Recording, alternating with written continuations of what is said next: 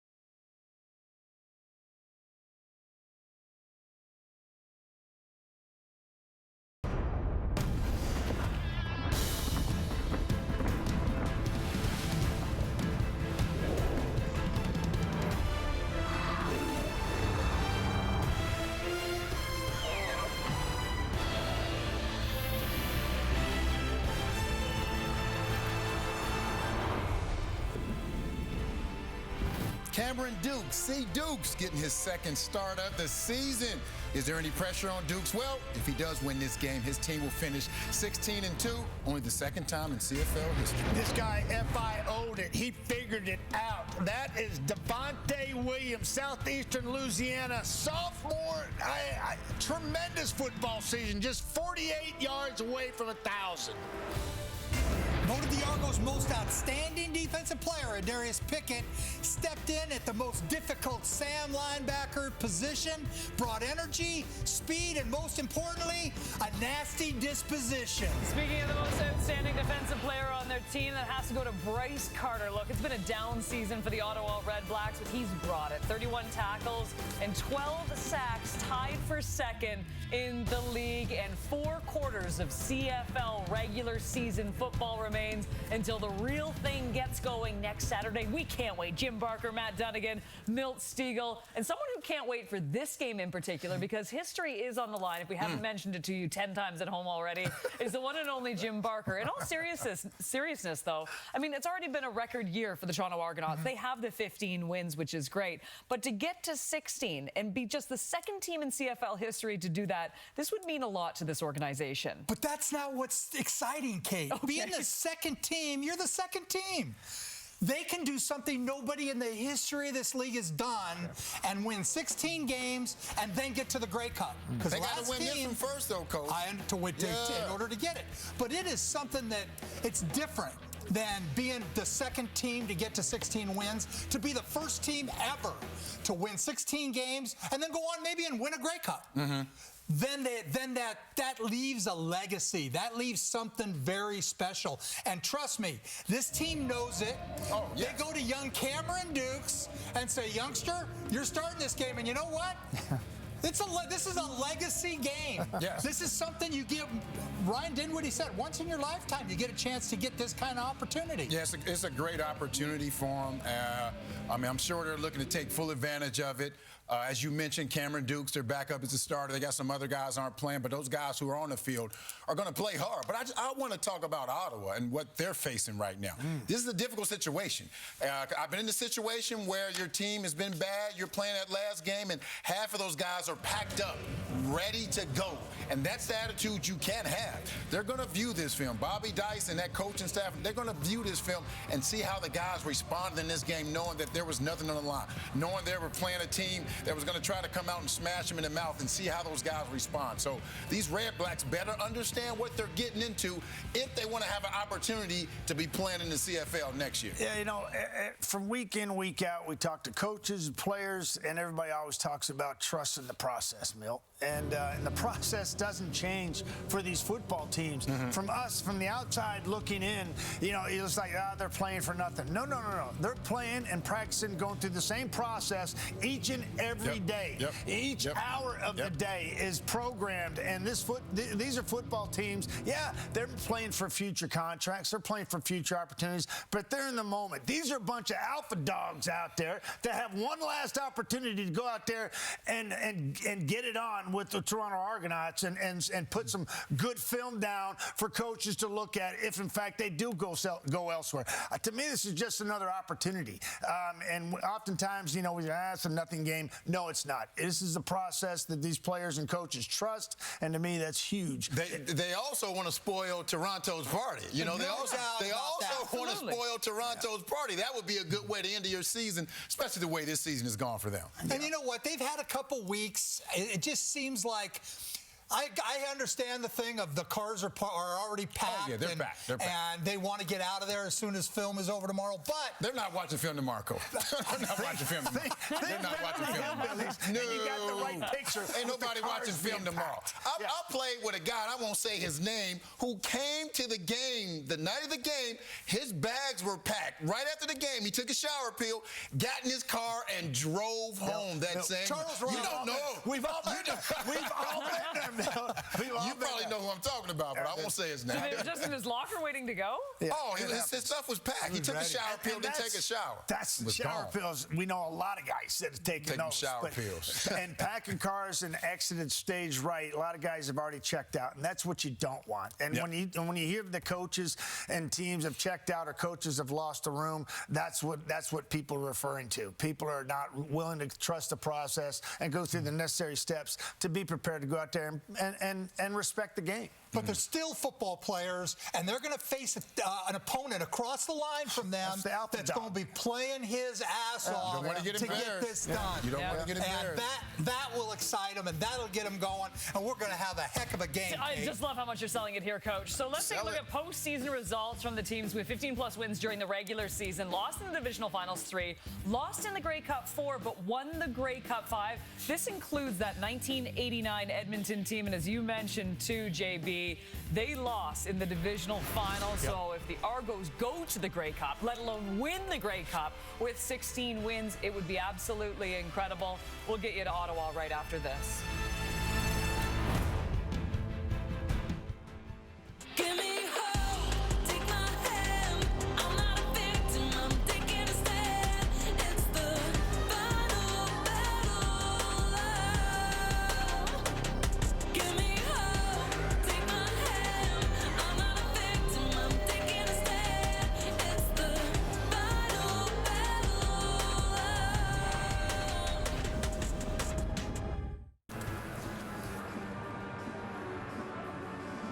Thank you, Kate. And a chilly October night, and what a fitting moon as Halloween is coming. The Argos and the RedBlacks to put an end, tie a bow on this regular season. Hey, some fans show up for every game dressed up in style. There's Ted Lasso's going to check out a CFL game, but yeah, a few more dressed up and with heavier costumes to stay warm on this chilly evening where, no, it doesn't matter in the standings. We've been saying that about the Argos a lot, but there are small things to consider here, some milestones, other factors, like Cameron Dukes getting another chance to see what he can do as a starting quarterback. Yeah, absolutely. It's very important for the Toronto Argonauts to make sure that their entire roster is playoff ready. Cameron Dukes, a big one in that. Darius Pickett, you just heard Jim Barker talk about him in the opening. This is one of the guys looking to set the tone for the postseason. When you look over at the Ottawa side, some bright spots, guys chasing milestones, of course. Devontae Williams on the verge of 1,000 yards this season. He hopes to make his mark in that regard. Justin Hardy, very similarly in the receiving game. He goes over 100 tonight. He's got a shot at 1,000 in what has been a strong season for him. A difficult season for Bob Dice. His first as a full-time head coach of the RedBlacks. Ryan Dinwiddie, 3 years as head coach of the Argos, 3 first-place finishes, and thinking ahead to the Eastern Final that matters a whole lot more, but it's Javon Leake on the return. The RedBlacks won the toss. They deferred to the second half, so we will see Cameron Dukes coming on for his second CFL start. He had one a few weeks ago against the Blue Bombers in Winnipeg, and they were going well for a while until the fourth quarter when the Bombers pulled ahead. Yeah, well, basically, Toronto had the lead into the fourth quarter of that game with Dukes at quarterback. They gave Brian Scott a few series as well. That was about the time that game turned. But Cameron Dukes, I think, has acquitted himself pretty well in limited action. And looks to extend his CFL experience here. Engineered a game-winning drive last week in the fourth quarter in Saskatchewan. So throwing, and that is, speaking of the Bombers, former Blue Bomber receiver Carlton Agadosi on the reception there in that first play in his first game as an Argonaut, as we look at the starting offense for the Argos in this one. Yeah, fantastic offensive line for the Argonauts this season. Fewest sacks allowed in the league. Right tackle Dejan Allen, their nominee, is most outstanding offensive lineman. They get an opportunity this week to get Cam Phillips back in the lineup. He had been on the injured list. They want to give him a run before the playoffs. He'd been on the sixth game with a groin injury, so on first down, swinging it out to Daniel Adeboboye. Adeboboye had a career game in his second season against the Riders last week, had over 100 yards on the ground. Here's a RedBlacks defense. Yeah, and in this group, you heard Kate talk about Bryce Carter, RedBlacks nominee as most outstanding defensive player, leads the team with 12 sacks. Douglas Coleman has been absolutely terrific at the nickel linebacker spot as well. On the back end, keep an eye on Alonzo Adai. The young Canadian gets a start at the field halfback position this week. He's had some starts previously at free safety. So after that reception by Adeboboye, it's a 2nd and 4 now at the Ottawa 46. The pass is complete to Tommy Neild inside the 30. A flag comes out down close to the 25. So pending the flag here, an impressive start for this Argo offense led by Cameron Dukes. Illegal block, hands to the face. Toronto number 59. It's a 10-yard penalty. We'll replay 2nd down. But that one's coming back after that flag against the right tackle, Dejan Allen. We'll take a look at it right here. Middle of your screen. You see defenders got the hands up.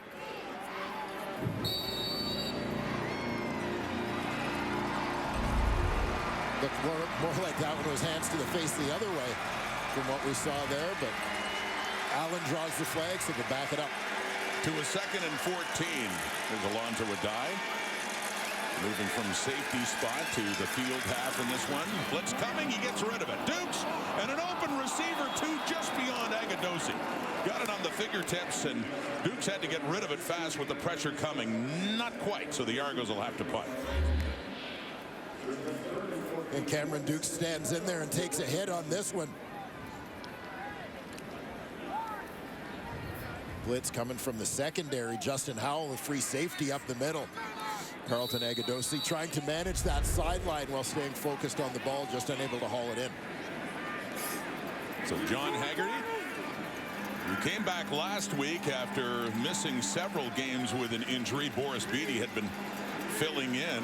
We had both Beattie and Haggerty in the lineup tonight for this regular season finale. Haggerty getting it away. It's taken down at the 15 by Tobias Harris. And Benoit Marion involved there. And Adam Guillemette, too, in the special teams tackle. Jalen Ackland, one of the top receivers in his second year with the RedBlacks. Back on now, looking to salvage something in this regular season 2023.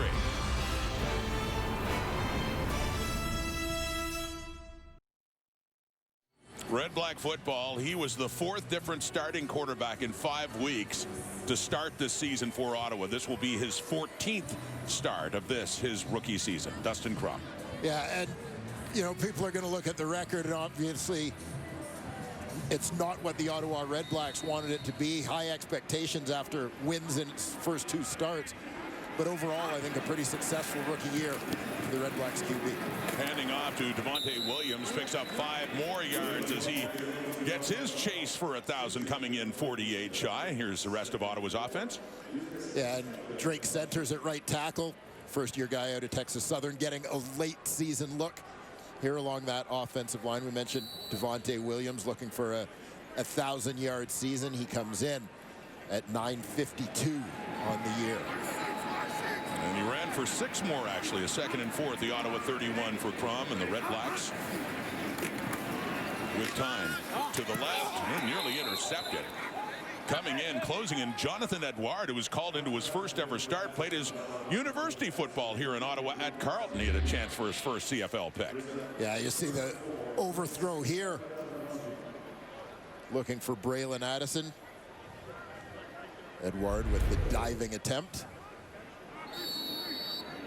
So a 2-and-out for Ottawa. Richie Leone, one of the top punters in the Canadian Football League year in and year out. Standing back inside his 20. Javon Leake, one of the top special teams players nominated by Toronto in that department.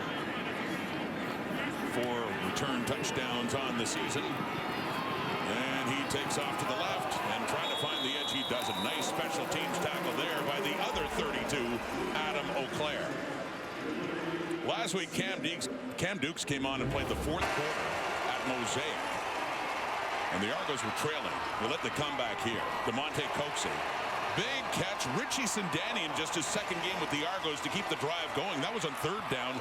Back to Coxey, too, and capped off with a touchdown for Dan Adeboboye as the Argos ended up winning that game. Yeah, and great for the Argos as they try to grow Cam Dukes' experience in this league, for him to be put into some pressure-filled situations here in his late season audition. Little toss inside the sweep there for Cam Phillips. His first touch since coming back, and he picks up about 4 or 5 more for the Argos. Yeah, a chance for Cam Phillips to get his hands on the football, get out for a run, take a couple hits, get involved in this game early after that stint on the 6-game injured list.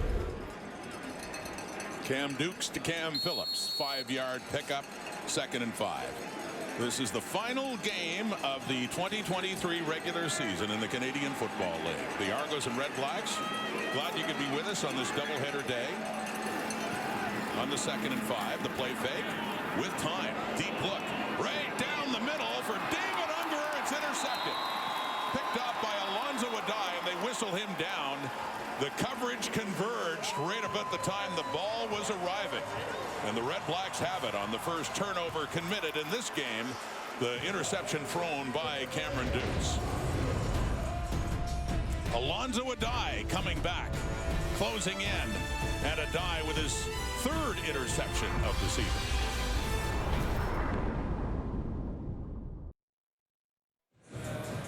A big play there for Alonzo Adai, getting the start at the field halfback spot.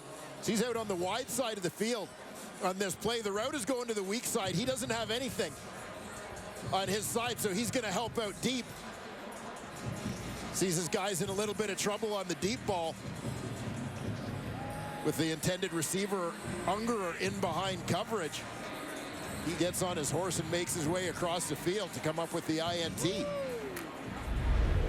Number 3 in the season, and the interception thrown by Cameron Dukes is his 2nd this rookie season.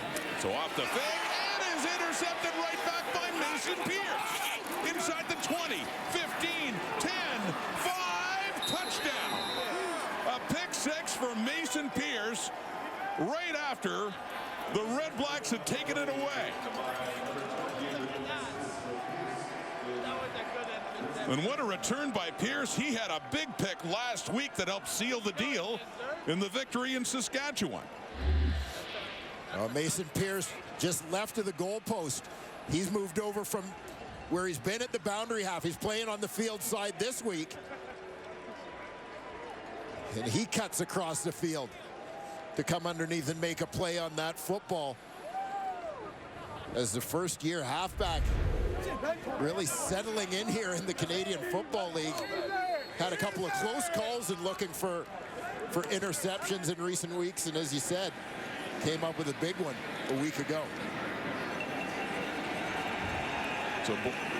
So Boris Beatty is on for the point after. That is the 6th pick 6. Interception for a touchdown by the Argo defense this season.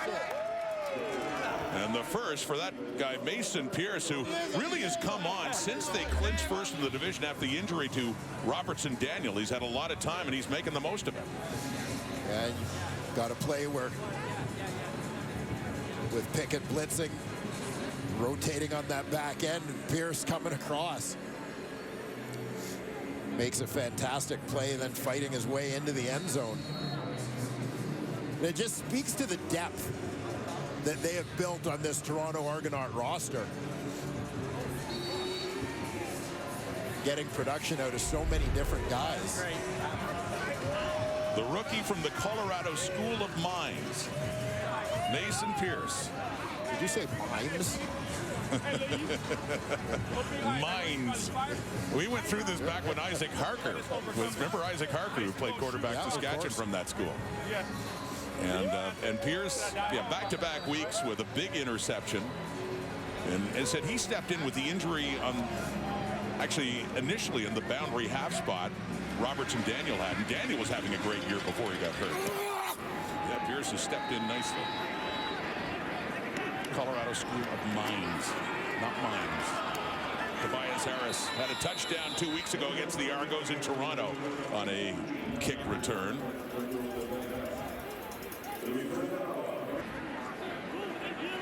Back in Ottawa, red-black football, but now down 7 after the pick 6. And on the ground in a 1st and 10 from the 45. Not much there. Devontae Williams. How about the Argo defense today? Yeah, up front, Falarin Orimolade leading the way in sacks for the Toronto Argonauts, enjoying a career year. That linebacking core, Darius Pickett, is the Argos nominee as most outstanding defensive player after coming over from Montreal. And we mentioned already Jonathan Edouard out of Carleton University getting the start at field corner. 2nd and 9 now. Pressure coming. Jonathan Jones couldn't quite get Crum. So Dustin Crum takes off, and we've seen him run well so many times that he does there. Into the Argo zone, down near the Toronto 50. He established himself as such a threat on the run in his first few starts. Teams started spying him, really trying to take away that part of his game. So these opportunities, as the season has gone on, have been a little more limited for Dustin Crum. But as the Argos go all out, bringing the heat on him on this one, he's able to take advantage, using his legs to pick up the first down. All the way down to the Argo 51. Yeah, Crum was just a terrific running quarterback, especially earlier on. And that one is batted down at the line of scrimmage. And Darius Pickett coming in, leading the Argos by far in defensive plays. What a great year, as you mentioned, that he's had. 2nd down. Good. You'll see Pickett kind of timing up that blitz. He's the free man. Good reaction as he realizes he's not going to be able to get there in time, but gets the hands up in the throwing lane. Also leads the Argos in defensive tackles and special teams tackles. From the Toronto 51, 2nd down. RedBlacks trailing 7. Coming in is Thomas Costigan, but he couldn't wrap him up, and Crum is at least able to get the ball away.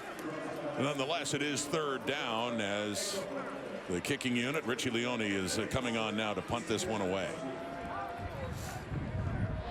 Now defensive end Thomas Costigan, another guy, when you talk about the depth of this Argos team,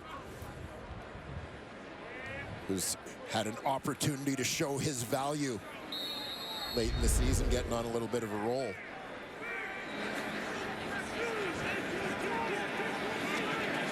Leone to punt and leap back inside the Argo 10.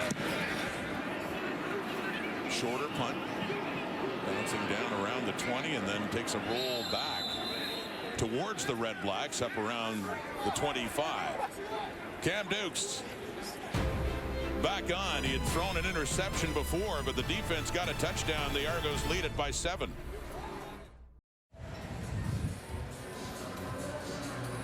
Only one team in the history of the Canadian Football League has won 16 games in a single season. That was Edmonton back in 1989, led by the star quarterback Tracy Ham. The Argos trying to be the second, coming in with a record of 15-2, and both teams 9-0 at home. Remarkable records. Of course, the one thing the Argos want to do differently than that Edmonton team is win it all. Edmonton lost to Saskatchewan in the Western Final that year. Daniel Adamaboye, the ball carrier, had 109 yards rushing last week against the Riders at Mosaic, including a touchdown. That Edmonton team in '89, I know you remember it well. Yeah, absolutely terrific team. As you mentioned, Tracy Ham at quarterback leading the way for that squad. Deep, talented group that fell just short. Coached by the late Joe Farragelli.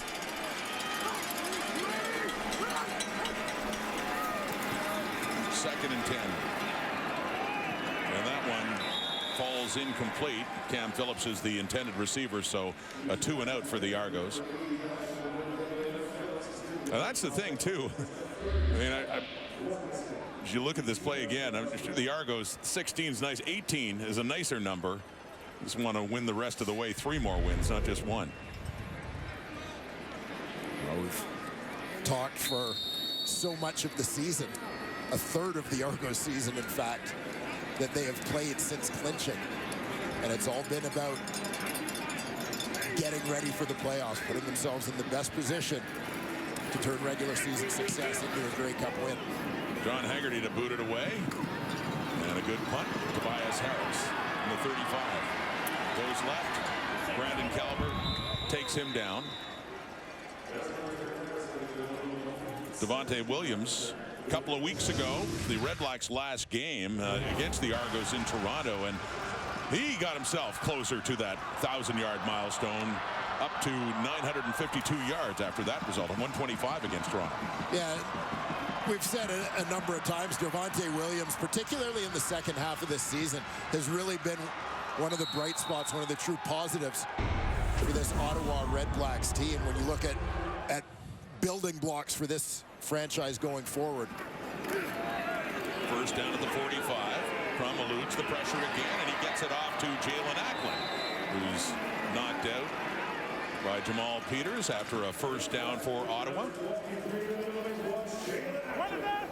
And Devontae Williams, keep an eye on the running back, right side of your screen, stepping up to pick up that blitz coming from the secondary, allowing Dustin Crum to step up and make a play. His first completion of the night. He's now 1 for 5. First catch in the evening, of course, for Jalen Ackland. In his second year with the RedBlacks after starting his career with the Hamilton Tiger Cats. From the Argo 53, there's another completion, and that one, Tavon Smith has it. And close to another first down, not quite, about 2 yards shy, pickup of 8. Tavon Smith lining up at that wide side, wide out spot this week. Is going to work underneath. It's a little bit of a clear from Braylon Addison on the inside.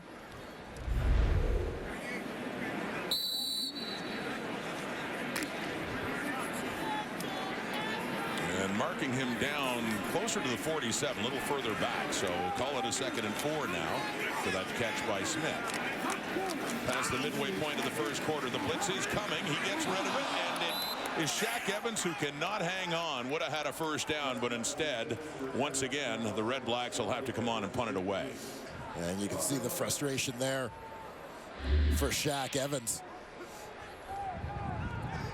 Argos send 6 on the play, a little bit of heat. It's Brandon Barlow who comes free. Good recognition by Ottawa. Crum gets the ball out quickly. And frustration for Evans. That ball's just a hair behind him. He was unable to adjust. Leone again for Leak. Not going to give him much to work with there as it heads out of bounds. But inside the 15 it has to be. Andrew Harris getting closer to a return. Just like last year, when the game matters most. We'll have an update on his condition coming up.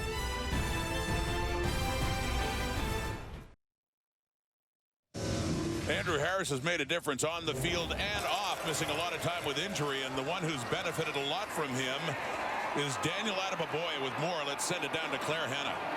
Yeah, Rod, and Adeboboye has always looked up to Andrew Harris, but earlier this summer, he made Andrew Harris feel like, quote, a dinosaur when he told that he'd been watching him when he was in grade 3. Harris told me it made him feel prehistoric. Now, Harris's role has changed. He's not the #1 ball carrier anymore. He's more of a veteran mentor, but he wants to accelerate the learning curve for these younger players. Now, one thing that Harris has that's been a pattern these past few years is that he seems to get injured 2/3 of the way through the season. But then he comes and wins a Grey Cup. 2 years ago it was a hamstring, last year it was the pectoral. This year he had ankle surgery, but he was back at practice this week. He said he's ready to suit up for the playoffs. He told me there's a 98% chance this is his final season, but he's ready to rock it until the wheels fall off. So Claire, he left that little 2% that maybe not quite done yet. Throwing and getting it up across the 20. That's Tommy Neal, but Yeah, Andrew Harris. We saw it last year, Dwayne, when he was injured through much of the second half of the season, but came back for that Eastern final against the Montreal Alouettes. Yeah, it has to give other playoff-bound teams, particularly in the East, a little bit of concern about Andrew Harris with a fresh set of legs. Yeah. And given his playoff history, be a great addition to the Argos postseason roster. Cameron Dukes has spent much of the year as a short yardage quarterback and just stays in and picks up the first down for Toronto. But yeah, I mean, he might feel like a dinosaur. I'm not quite sure how dinosaurs run, but I can't imagine. I don't know how much he's feeling at his age. You said it. I mean, with a fresh set of legs, we saw what he could do last year coming in, and that 1-2 threat of him and A.J. Ouellette. Yeah, absolutely. Andrew Harris still has enough left in the tank to contribute to a contending team. Quick, powerful dinosaur. On the toss to Adam Aboye. And he's got some speed, and he has some power, too. And he demonstrated that last week against the Saskatchewan Roughriders. Well, here's what Cam Dukes had to say about the veteran running back, Andrew Harris. I mean, he's a Hall of Famer. We all know that. He's one of the greats in this game. And, you know, being able to be around a guy like that who's been in so many different locker rooms that have had great success, and just seeing how he goes about his business, and you know, you can learn as a rookie how to really, you know, truly be a pro and go about your business in the right way. So it's been great. Here's Dukes now taking off in a 2nd and 9, and he's got a first down and more. Cameron Dukes on the run. And speaking of the running, and one final note about Harris for 2023, you know, when he went to 5th all-time in the CFL in rushing at Touchdown Atlantic, we were at that game against Saskatchewan. He'll remember that game in a year where he hasn't played much, and some fine running there from the Argo quarterback. Yeah, and we knew that this was part of Cameron Dukes' game. His ability to create when things break down, make plays with his legs. Definitely demonstrating a little quickness there. From the Argo 39, and that one throwing it in for Agadosi, who wants a flag, and a flag does come out. Money Hunter on the coverage, who says, who, me? Definitely some contact. Pass interference, Ottawa number 4. It's a 10-yard penalty, automatic first down. We'll take a closer look at that matchup, and you'll see definitely some contact as the ball was en route.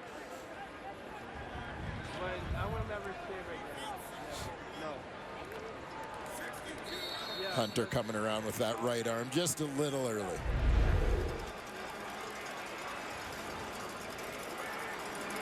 So 1st and 10 up at the 49. Faking to Adam Aboye and throwing to the right. Open, Deja Brissett. Touchdown Argos. He got in behind Money Hunter. And Toronto with their first offensive touchdown of the night. And watching that one the whole way, it was kind of an awkward turn. Adjusting on the route by Money Hunter in coverage. Be off just off the right side of your screen.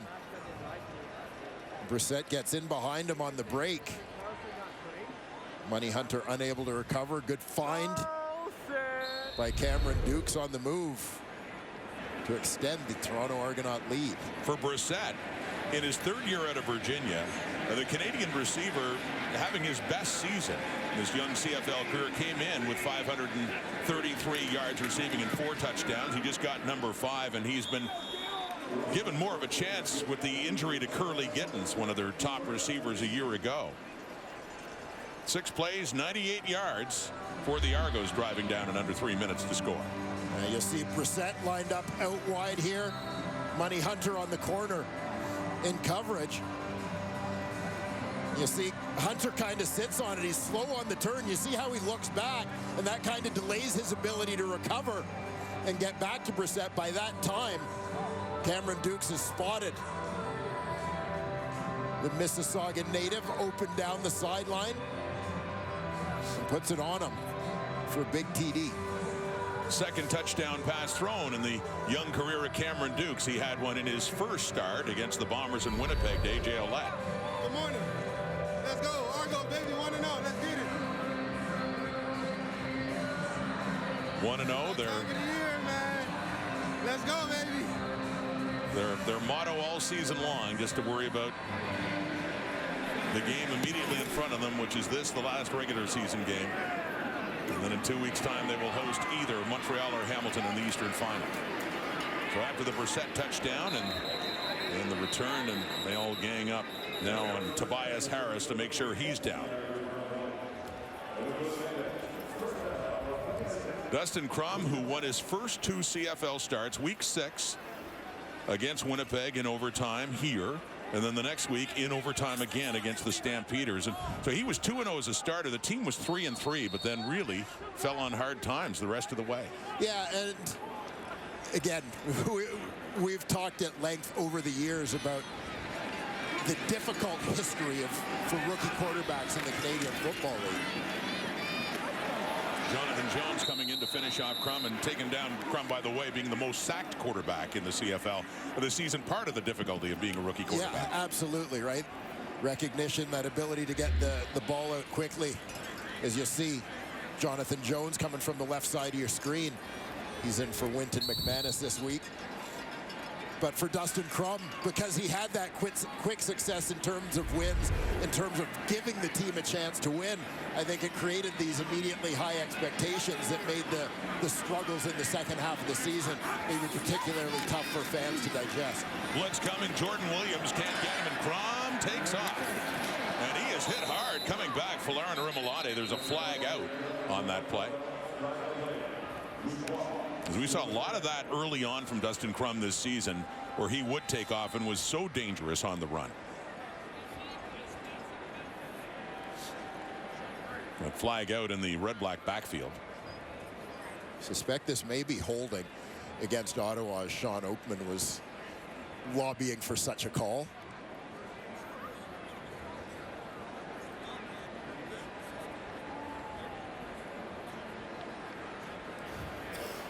We have a chop block against Ottawa number 31.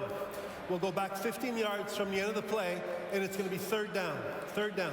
Chop block Devontae Williams, so a third down coming up now for Ottawa. Yeah, watch for Williams, the right side in coverage. And that one, have to admit, made me cringe a little bit. He was not actually engaged with the offensive lineman, but with the guard on his way to block him. You could see the leg of Robert Priester on that one. Playing boundary half in his first start of this CFL season. He spent a lot of it on the injured list. Punt by Leone. Von Lee across the 40, 45. Here we go. Gets into the Ottawa zone. Another big return by Javon Lee. Looking to see if he can break free and tie the CFL record for punt return touchdowns, held by a couple of star players from the past. But Javon Lee does have a nice return there to help set up Toronto's offense better. Yeah, a couple terrific jump cuts here to get himself in the open. You know, and I think with the year that Javon Lee has had, he may even be excused by his teammates for getting tackled by the punter. Pretty nice tackle. Good form by Richie Leone. Yeah, I fear that Richie Leone may have had a little too much practice making those kind of tackles the way that this season has gone. Ottawa, Leone. From the 44 for Sindani, intercepted by Alonzo Adai again, and a late flag coming out. Looks like a horse collar tackle, but Alonzo Adai in and out of the hands of Sindani, and Adai with his second pick of this game.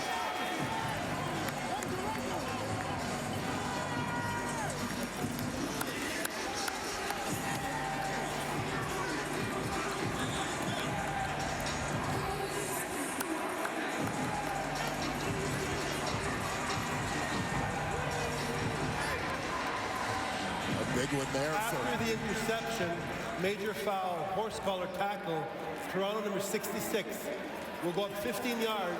It's going to be first down for Ottawa. Alonzo Adai having doubled his season total in interceptions. Here he is in coverage. Richie Sindani, the number 2 receiver, coming out of the slot. Is his matchup. Ball deflected. Good reaction there from Adai. Second-year man. Toronto area kid from Durham region. Finished up his college career at West Virginia. So they start at the 49. It's deflected and intercepted. You see these back-to-back interceptions where a die picks it off and then the RedBlacks give it away again. It was deflected. That's Benji Franklin. It's Benji Franklin who's making his CFL debut. Just a late add to this roster because of an injury. Ottawa gets the ball via pick. Deflected, picked right back. Argo football. 14-0 lead here at TD Place.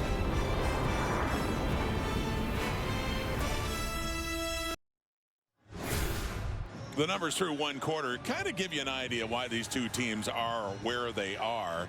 I mean, the Argos have certainly made some mistakes and resting some of their star players, but still able to capitalize after turnovers especially. They got a touchdown both on defense and on offense. Yeah, I mean, one of the things that stands out to me, and we'll talk more about it as this game goes on, but it's the depth that the Toronto Argonauts possess, and it seems like it doesn't matter who they put in their lineup. Those people go out and make plays. Most recently, Benji Franklin gets in the secondary, gets an interception in his first CFL game. You look at a guy like Mason Pierce. Robertson Daniel, who is having a phenomenal year, goes down. Mason Pierce gets plugged into the lineup. And you've got Mason Pierce making big plays for the Toronto Argonauts. We've seen a couple big throws for Cameron Dukes, interceptions aside. You know, they're in first place for a reason, no question. Absolutely. Well, and they have the ball back, and they're back to Sindani. Is an interesting story. Left Calgary, signed on with Hamilton to start the season as a free agent, got let go in September by the Ticats and picked up by the Argos, and he had a big catch on their winning drive last week in Saskatchewan. Yeah, to add a veteran guy like Sindani with Curly Gittins out of the lineup. The Argos have started down the stretch of this season. They've started 3 Canadian receivers and been very productive in doing so, and that's without Curly Gittins Jr., who is their nominee as most outstanding Canadian a year ago. 6 completions to 6 different receivers for Dukes, and that one is hit at the line of scrimmage intended for Tommy Neal, so knocked away, and it'll be a 3rd and short, but about 3 yards shy now, and punting unit will come on. And disappointment there for Cameron Dukes. He knew he had his guy, but had a defender in the way.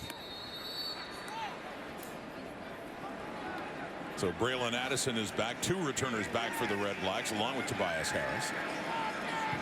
Start of the second quarter in the very last game of the regular season here in the CFL. It's playoff time next week. And neither of these teams will be playing next week for very different reasons. On the return, Harris. And gets up just across the 25.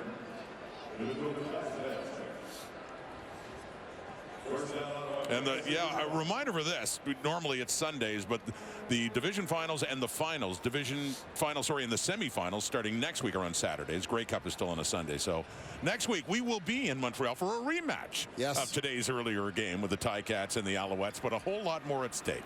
Yeah, I suspect a very different vibe in the air than a game today where there may have been a strategic cat and mouse game going on.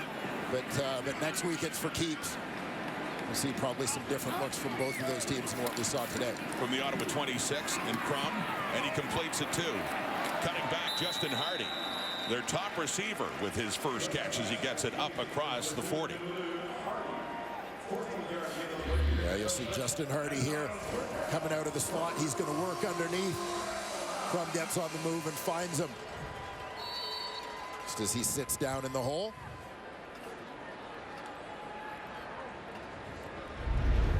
First down, RedBlacks. From their 40. And Devontae Williams is trying to grind his way through. Needs 48 yards for an individual milestone that's near and dear to running backs, 1,000 yards. As you mentioned, I mean, one of the bright spots in a difficult season for the RedBlacks. 1,000-yard rushers have not been a big part of the history of this particular incarnation of Ottawa football. We'll keep you up to date on that as he gets closer. Crum to take off in a 2nd and 7, a first down. Jordan Williams, Jonathan Jones, making sure he goes no further, just shy of midfield. But the sticks do move for the Red Blacks, down 14 points. Well, Dustin Crum taking advantage of some opportunities to run the ball. You can see second level wide open there. He's able to take off and move the sticks once again for the home team.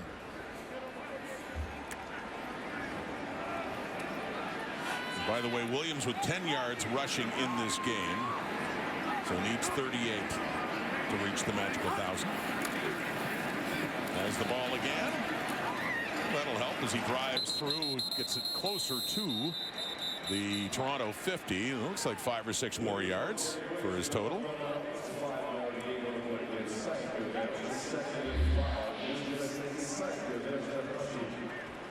Tough sledding on the inside on this one, but Devontae Williams doing his part to try and move that pile. Call it a gain of 5, 2nd and 5. So 15 on the night so far here in the second quarter. Jonathan Edouard, the rookie out of Carleton, with an interception earlier in this game and getting the start in the corner for the Argos. Crum, pump fake, deep look. Down near the 10, and it's caught by Hardy. Biggest offensive play of the night for the Red Blacks to set them up right at the 10, and a 1st and goal coming up. And you'll see Justin Hardy ends up as the number 2 receiver. He's going to work towards the post on this one. Edouard in coverage. Hardy gets that inside position, just keeps running. Good concentration as the defender closes to reel that one in. This has been one of the challenges for Ottawa this season, is completing those chunk plays. Big one there. Bigger challenge too, red zone play. Once they get inside the 20, it's been tough for Ottawa's offense. Can they cash in here? Well, going backwards, the offense is on that play. The handoff to Devontae Williams, and there was nowhere to go. Now watch the work here of that Argonaut defensive line. Thomas Costigan, Deontay Knight in quickly on the play.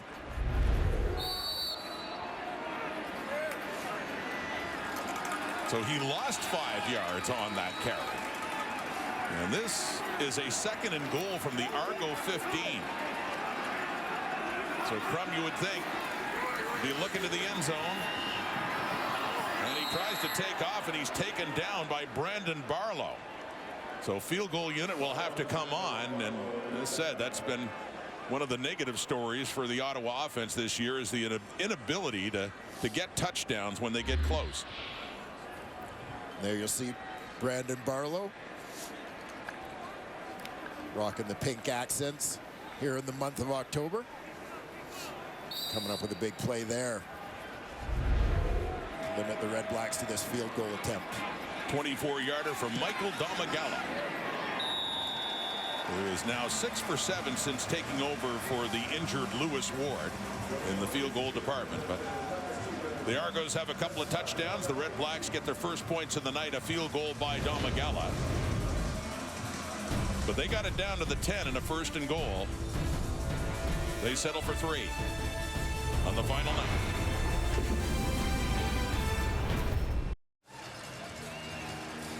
What a great start to the head coaching career of that man, Ryan Dinwiddie, his 3rd season. And look what he's done after 50 games. And look at the names ahead of him. These are Hall of Fame names. 35 and 14 for Dinwiddie. And as mentioned before, 1st place in the East all 3 years. Yeah, very impressive. And not just the overall success, but also I think the growth and the learning curve that you've seen from Ryan Dinwiddie through his 3 years as head coach of this team. And interesting, the name at the top, Dave Dickinson. Yeah. Dinwiddie cut his coaching teeth on the staff of Dave Dickinson in Calgary for several years before getting his chance to be a head coach. Yeah, and certainly some lessons learned during his time in Southern Alberta that he has applied very effectively here in Toronto, not to mention bringing a few friends over with him from that staff. It's been quite a Calgary influence. Former Stampeders with the Argos recently, and Awful sight to see. Daniel Adeboboye getting a chance to carry the ball a lot in recent weeks, but he is down and in some pain. We'll be back. Back here at TD Place in Ottawa, and unfortunately the truck is coming on for Daniel Adeboboye, the young Argonaut running back, favoring his right leg. Let's take another look at where the injury happened. You see just the tail end of this play. Right leg gets rolled up on the tackle. David Webb pulls him down from behind. Well, the cart came on, but he didn't take it, and now it's encouraging to see him walking off. Applause there from Andrew Harris. Tapping the helmet too is Adeboboye, who's really, as said, in this back third of the season for the Argos, where they have rested stars like A.J. Oled. Andrew Harris himself has been hurt, but Adeboboye has had a chance to show what he can do. So is this man coming on, Deontay McMahon, in the last 4 games. In at running back now for the Argos in a 2nd and 3 from their 47. And Dukes really escaped some pressure, and they needed 3 yards, and they did get it. A first down up across the 50 for Toronto. Cameron Dukes isn't the biggest guy, but with that acceleration, he brought it into this collision just past the first down marker, drops his shoulder going into contact. As the safety, Justin Howell, came up. Caught the impact of that. Picks up 6 yards and a first down just shy of midfield at the Argo 53. They're up 14-3 midway through the 2nd quarter. Rolling to the right.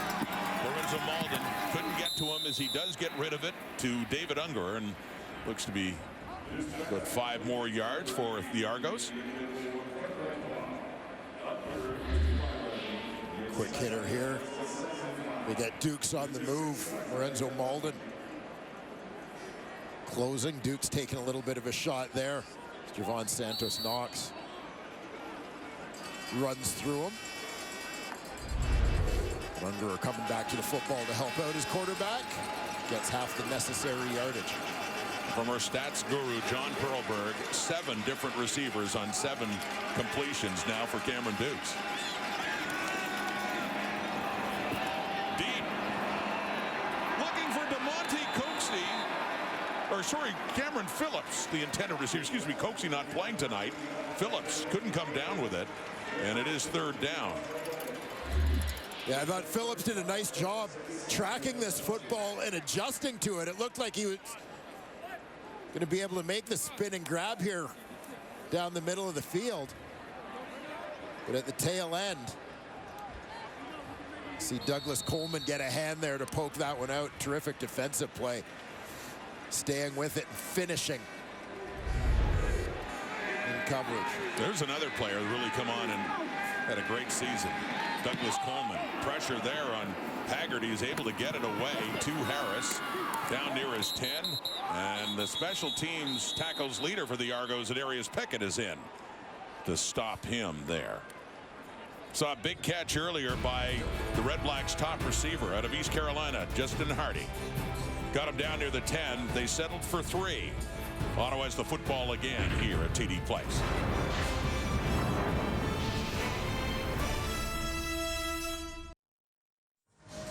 We talked about personal milestones. Justin Hardy is getting closer to 1,000 yards. He is 55 of the night. He is 55 away as we go back to Claire. Yeah, and some guys are big on personal stats, but Justin Hardy isn't one of them. In fact, when I asked him yesterday if he knew he was close to 1,000, he said he had no idea, but he has surpassed that milestone before 3 times, in fact, when he played at East Carolina. And it's hard to believe because he was actually a walk-on in college. He was not recruited. He sent out tapes to a bunch of colleges, including East Carolina. They didn't recruit him, but when they had a turnover in coaching staff, the new coaching staff that came in, they actually found his recruiting tape and they said, well, why did you come and try out? Well, not only did he make the team, he actually set an NCAA record for receptions, 387. Now, it's since been broken, but he said that that gave him a chip on his shoulder, and he's always wanting to prove guys wrong. And I know when Claire asked him about that, he wasn't sure how much he had left for 1,000, but yeah. That said would mean much, and yeah, he's used to it. And look at the numbers he had at East Carolina. My goodness. Yeah, it took his former teammate that terrific East Carolina offense. Zay Jones to break it. We see Hardy with the ball again here. There he goes. The shovel pass. That's after a catch, by the way, by Braylon Addison that got them out across the 30 for a first down. So another touch for Justin Hardy. We'll get a look at Justin Hardy up close on the move here as they bring him across the formation. Second-year Red Black, former Atlanta Falcon. Big year for those East Carolina receivers here in the CFL, with Tyler Snead having a terrific rookie year in Montreal as well. 2nd and 2 after that pickup by Hardy at the 41. Back to another in pursuit of a milestone, and Devontae Williams, who had a setback before when he lost yardage, and that one not getting much on that play as the punting unit will come on. Yeah, last couple touches for Devontae Williams have headed in the wrong direction in his particular chase of that 1,000-yard milestone.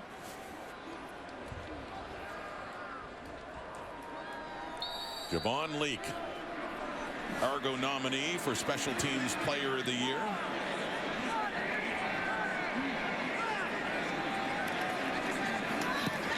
Waiting for this punt by Richie Leone. Coming out to the 33. He finds his seam and gets it up across the 45.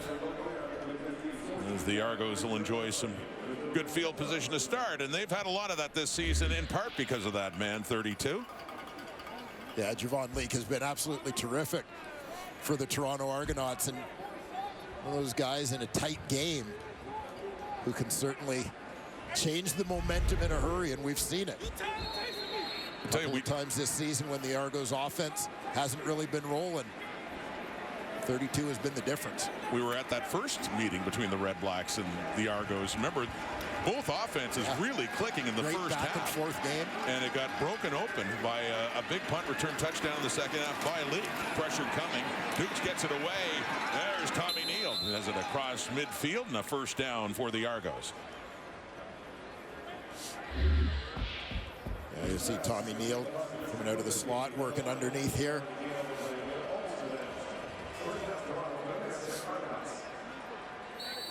Just high percentage pass there once again for Cam Dukes. Tommy Neal enjoying something of a breakout season. Bigger opportunity to play here down the stretch for the Argos. From the Ottawa 52. That's complete to David Ungerer. He breaks a tackle and he adds some more after the catch. Get it down around the Ottawa 30.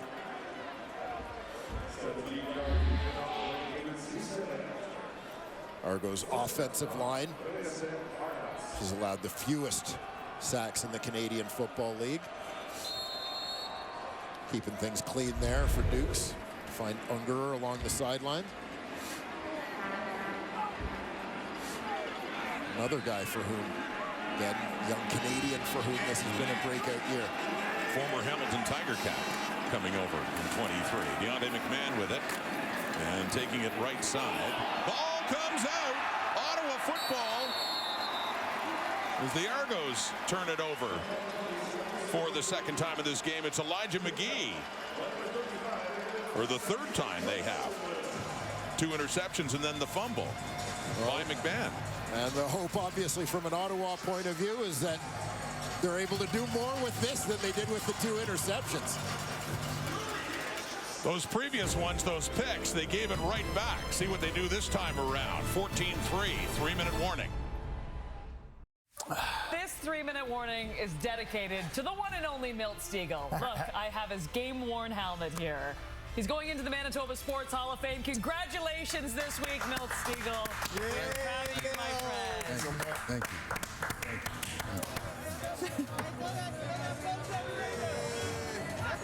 Congratulations, Milton. Kate and the panel coming up at halftime. For the final time at halftime in the regular season is the guy that gets the hammer is Elijah McGee for the fumble recovery. Ottawa football. McGee out of Minnesota State up to the 45 now for Crum. Little fake and off to the left and nobody home. It sails out of bounds. Second down coming up. Well, the good news is we take another look at the Elijah McGee fumble recovery. As you mentioned before the break, Ottawa has created two previous takeaways in this football game, 2 Alonzo Adai interceptions. On Ottawa's first offensive play after each of those turnovers, their passes were intercepted. So the incompletion after this turnover, call it a win. We'll call it progress here for the RedBlacks in this first half. A year of small victories. There you go. Pressure coming. And with a defender in his face, Crum gets rid of it to Jalen Acklin. Not enough, not even close for a first down up around the 50. So they will once again have to kick it away. Darius Pickett came free on the blitz. Crum recognizing it, gets rid of that football, hitting Acklin. The slant underneath, but Benji Franklin.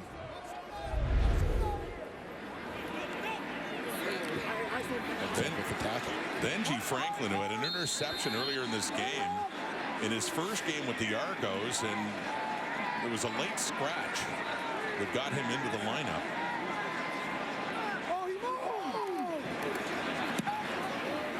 Nice punt by Leone. Down at the 10. And he backtracks almost near the end zone before he is taking it right. He finds an edge, starts heading upfield, and ends up with a decent return. Javon Leake making something out of nothing there. Most punt return touchdowns in CFL history. Well, the legendary Gizmo Williams had 5, and later duplicated by Chris Williams, then with the Ticats, a former Red Black, and Leake just won away. Yeah, Leake got off to such a great start this season, and he's been productive throughout the year, but the way the season started for him, it looked like he might have that record all to himself early on, but hasn't been able to find the end zone for a little while here. Overall, a return of 16 yards out to the 26, but he had peeled way back close to the goal line before turning it up. So 1st and 10, and quickly to Ungerer, and just as quickly taken down there by Damon Webb for no gain.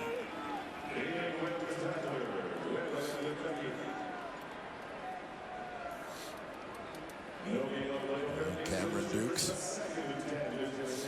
A couple interceptions, but a couple of big throws for him so far in the first half of this ball game as well.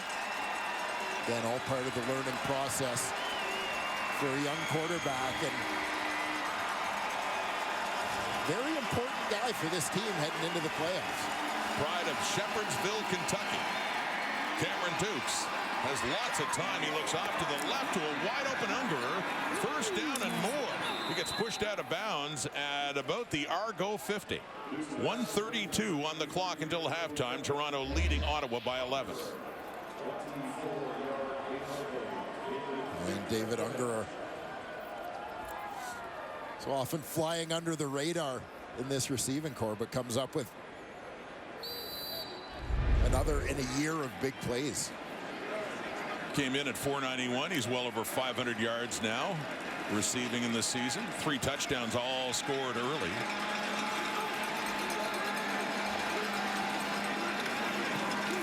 A minute and a half to go, and there's another deep ball, and the coverage was there. Damon Webb right with Sindani to knock that one away.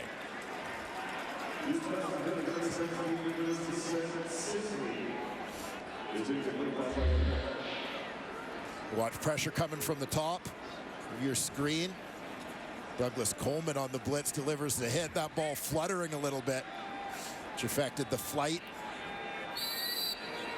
Damon Webb providing the coverage on that one.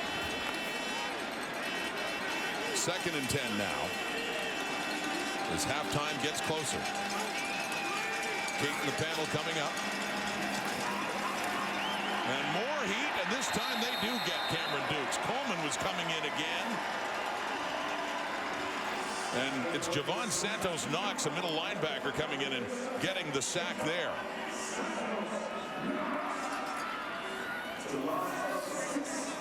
This is Santos Knox. Moves up to the line of scrimmage. Times up that blitz, just ducks underneath the block of Peter Nicastro. Get to the quarterback. The Argos have had 8 games this season without allowing a sack. First sack allowed tonight as Dukes is taken down by Santos Knox. 1:08 on the clock with Haggerty to punt inside his 30. Whistled down before the snap. And a challenge coming out here. So there's still time in the play clock, but Ryan Dinwiddie's thrown his red challenge flag. Wonder in that cluster if there might have been a high contact shot to the head perhaps on Cameron Duke that would result in roughing the passer.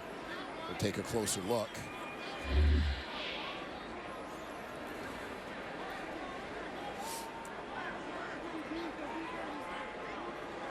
As Dukes is wrapped up here, there you saw a late shot. Toronto is challenging the ruling on the previous play. They believe there should have been roughing the passer. The play will be reviewed. And for all the success of Ryan Dinwiddie and the Argos, Dwayne, Dinwiddie's 0 for 7 in challenges, the only head coach that hasn't won a challenge so far this season. And I think it's Frankie Griffin, 28, coming on the blitz, who's sort of the second man to make contact. It looked initially like he came in up high. Watch him coming from second level here.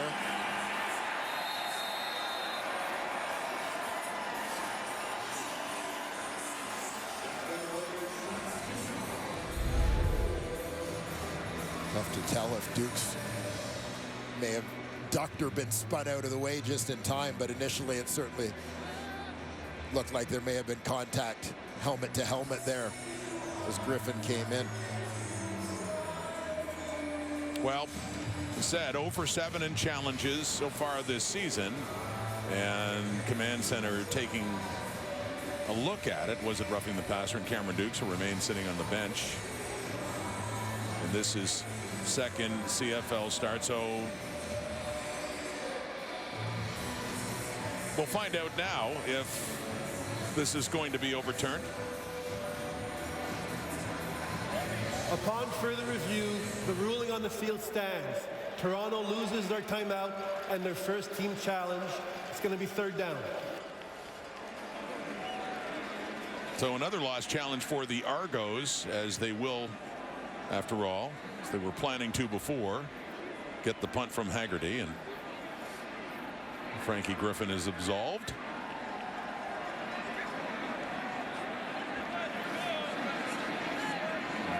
That is that the interpretation there was that initial contact was to the shoulder rather than the helmet of the Argo quarterback.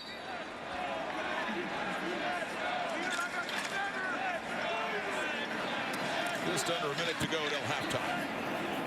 Haggerty heading to the right again. This time it takes a hop for Harris at the 20. Gets to the right. Good return going here. Tobias Harris. Biggest return for him in the night, easily across midfield. 40 seconds on the clock. And the RedBlacks offense coming on the field in great possession to see if they can just make this a closer game in their season finale. A great opportunity here for Ottawa to get some more points on the board. Before the break, Tobias Harris gets out in the open field, picks up a couple of nice blocks before he's tracked down by Benoit Marion. Injuries hurting the return game of the RedBlacks this year. Remember Devontae Dedman, former All-Star. He got hurt early, and Brandon Dandridge had been doing it until he went out, and now Harris. But a good return, and they set up the screen to Williams. Devontae Williams gets it down closer to the Argo 40. Still a half a minute to go until halftime. With Thomas Costigan taking him down. They work tempo with so little time left. The 2nd and 1 is Crum. They go short yardage, and they do get it. So stop the clock. 25 seconds and a first down, RedBlacks. And always a test, always a learning process as a young quarterback, managing the clock in a critical situation here. You see Dustin Crum taking charge. Probably get a shot at the end zone. Four-man rush right at the 40. That one's complete. Down closer to the 30. It's Ackland. It'll be another short yardage situation coming up in a second down Ottawa. And opportunity here with the clock stopped. I believe Ackland was ruled out of bounds. But no. Down in bounds, clock runs. Under 15 seconds. Crum. Oh, nearly intercepted. And that was Franklin. Benji Franklin, who had a pick earlier, went up high for it. Certainly had an opportunity. So now, with third down coming up and only 8 seconds left. And you'll see the matchup out here with Tavon Smith.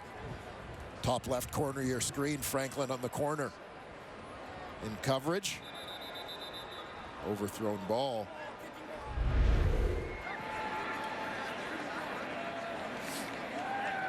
So they'll see if they can at least get 3 out of this before halftime. 8 seconds on the clock. Michael Domagala marking it right at the 39 of Toronto. 1 for 1, 6 for 7 in his time with the RedBlacks, the former Ticats kicker who played his college ball here in Ottawa at Carleton University. It's heading right, and he tucks it in. So 2 for 2 in the night for Michael Domagala. And another field goal for the RedBlacks, who still trail it by 8 with 3 seconds on the clock. There's Lewis Ward, injured against the BC Lions on that controversial 50-yard try that they had that led to a kick return touchdown on the missed field goal by BC and part of their big comeback in the fourth quarter. It was another one of those games Dwayne and Bob Dice and the RedBlacks have had a lot of them. What might have been. I know that guy's and then there's what you're just looking at that mustard stripe, right? The thing is, it's not just Halloween is when fans dress up. It's when more fans dress up because, you know, you could see somebody dressed like that in another game.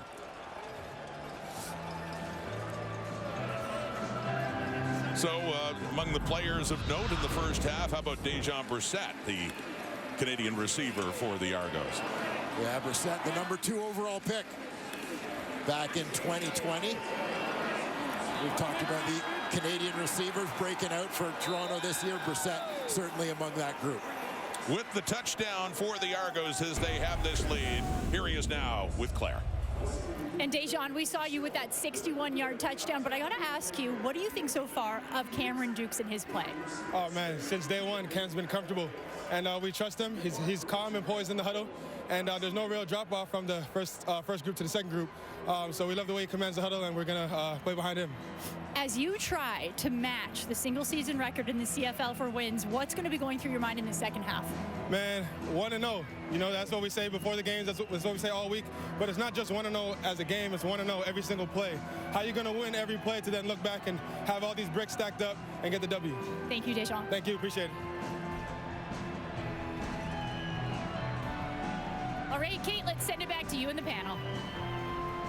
Claire, if they do get that W, they would tie the record for the most regular season wins in CFL history, joining the 1989 Edmonton team back alongside Jim Barker, Matt Dunnigan, Milt Stegall, and let's say, we don't want to jinx anything right now, but let's say they get the victory in Ottawa tonight. So they get the 16 wins on the season, and then they not only get the Grey Cup, but they win the Grey Cup. If they do this, where would this team rank in the overall? Is this the top team ever in CFL history, or is that too far in your opinion? Well, I mean, projecting there is way too far, but I learned from my good friend Milt Stegall.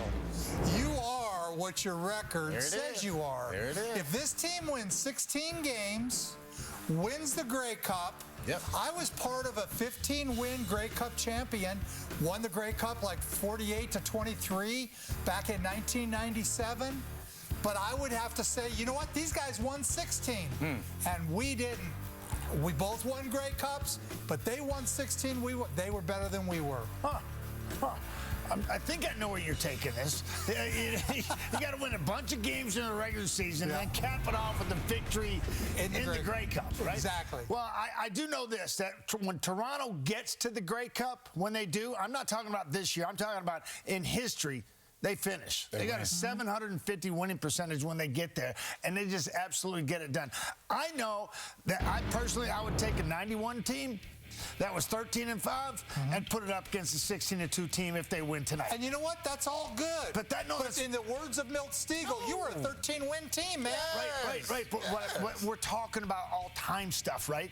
And it's difficult too to differentiate between eras. No question there. And I styles completely of play agree. too, Milt. Because you say that, all you have to go on is what? The record. Exactly. That's all you have to go on, Matt. That's it. That's it. And the team you're talking about, that 97 team, go ahead and finish your point. No, this is good. This is good. I usually think that was the best team ever. I still think it now because, nothing has happened with Flutie and Drummond and Pinball and O'Shea, and the list goes on and on and on. Flutie was, I think, the best ever. Oh, right? yeah. And when you got the best ever at quarterback, you're going to win a lot of football games and make it look easy. That guy made it look easy. But if this team, 6-2, 16-2, wins the Grey Cup, that's a great. How could you disagree with it? No. They had the best, they tie the best regular season record, and they win the Grey Cup with the Edmonton team. Hats off to them, right? You got to consider them the best team ever. Yeah. You have to. I'm just really hoping we didn't jinx the whole thing.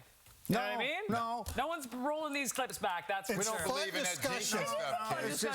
Somebody have this conversation tomorrow at their office. There That's is. right. Coming up after the break, we've got some Canadian content south of the border. We'll show you some highlights and check in with Dave Naylor after this.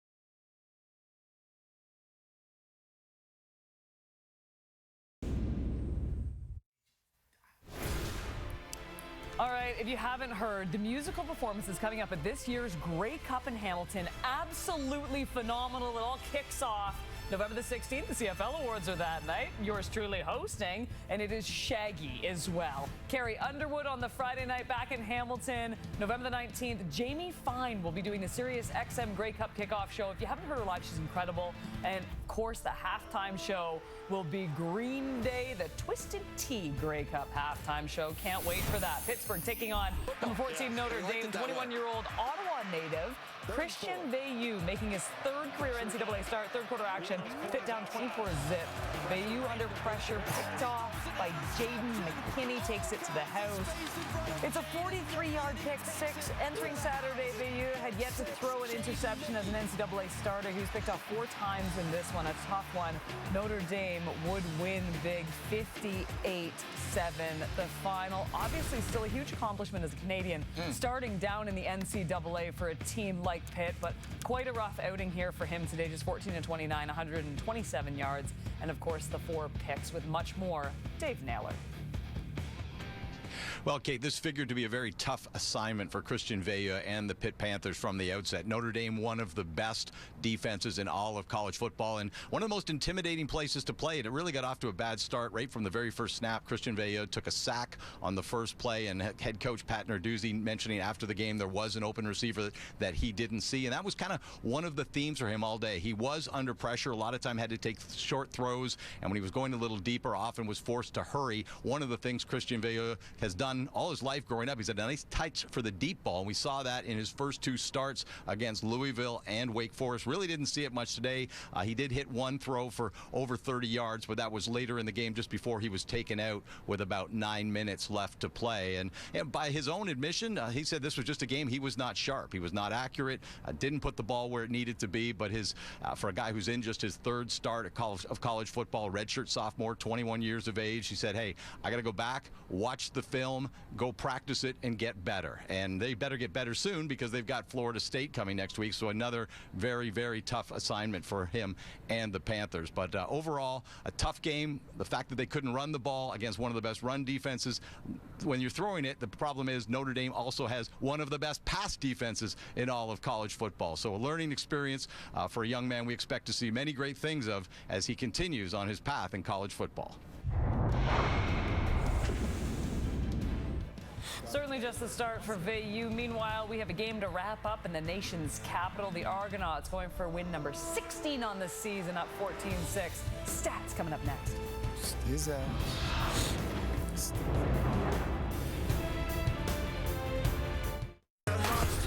For the final stats of the the regular season. It is Milt Stegall. These Ottawa RedBlacks continue to fight as the Toronto Argonauts are once again trying to make history. Hey, trying to finish the season 16-2, 10-0 in their division. And how about Ryan Dinwiddie coaching in his 50th game of his CFL head coaching career? We'll see how the second half goes, Kate. Can they get to 16 wins on the season? That is the question. Back to the nation's capital for second half action right after this.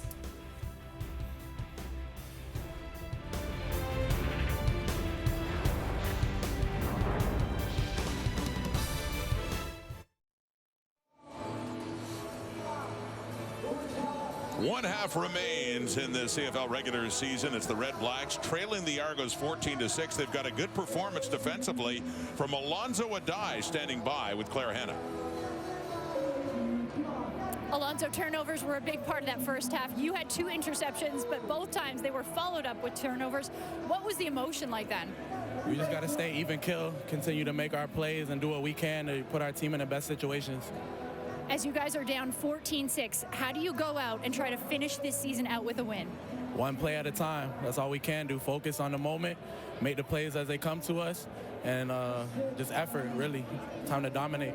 What's it like for you also playing halfback? Normally you're safety. Yeah, it's a blessing, you know. Anytime they can put me at a different position and I can show my versatility, that's all I'm trying to do. So anytime coach needs me to make a play, I'm up for the task. Thank you. No problem. Thank you. Alonzo Adai, making the most of his chance. For Bob Dice, we asked him a couple of weeks ago, once they were eliminated, about a team playing for pride. He didn't like that term. He said they should be playing for pride every single game, but they are looking to salvage a victory in what's been a difficult season, coming in with a record of 4-13. 1 half left, and Ottawa gets the ball. Faking the reverse is Tobias Harris. He keeps it, but a good tackle in there by Trevor Hoyt to knock him back to the 20 for Dustin Crum to come on. He was 11 of 18 for 162 yards, a touchdown, and that was Cameron Dukes. Crum 9 for 17, 123 and a couple picked off. Yeah, costly one, the pick 6 by Mason Pierce that opened the scoring in this ball game, but Crum did settle in, made some big plays. But the RedBlacks still having trouble finding the end zone in this one. His 14th start of the season. The 4th starting quarterback Ottawa used at the beginning of the year. As he takes off, using the legs again, as Crum gets it up to around the 30, so it'll be a second and short coming up for Ottawa. Scored a couple of field goals, but still haven't found the end zone. Yeah, under pressure, stepping up, turns this into a positive play to create this second and short situation for the RedBlacks. Opportunity to start this second half with some momentum. Some decisions will be made as far as player personnel goes for the RedBlacks in the offseason. Trying to find that winning formula. A lot of close games, but of course, close doesn't matter. The wins do, and they only won 4 times. All 4 of those victories coming, Dwayne, against West Division teams, and they were so close to beating BC, would have beaten all 5. A 500 team against the West, what's really undone Ottawa is the inability to beat any rival in their own division.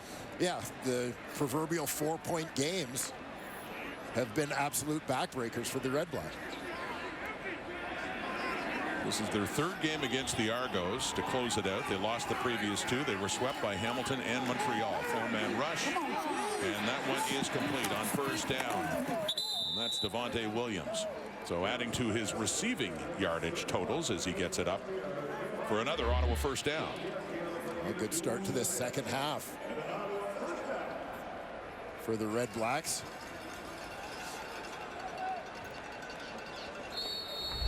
There by Williams. He was still well shy of 1,000, came in needing 48. He has 12 yards total, but pushed it past that, but then lost some yardage in a couple of carries. So in the Ottawa 45 and first down. Blitz coming. They've got Crum again. Charging in is a Darius Pickett. Untouched. And Pickett rolls in, and he gets the sack of Dustin Crum. Now watch for Pickett, very right corner of your screen. Timing up the blitz yet again. Coming free to get the sack. Becomes the 8th Argo player this season with 6 or more sacks. This tremendous depth of production throughout this lineup. That's just impressive distribution. You got Robbie Smith, you got Sean Oakman and Brandon Barlow and Thomas Costigan. You got Falarina Rimolade and Adarius Pickett too, all with at least 6 sacks.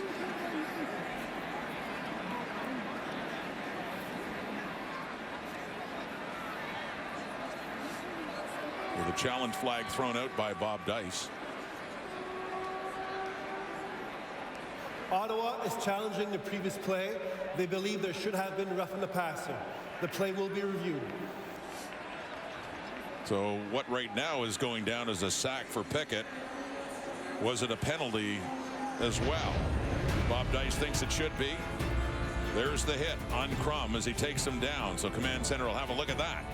Third quarter action, TD Place.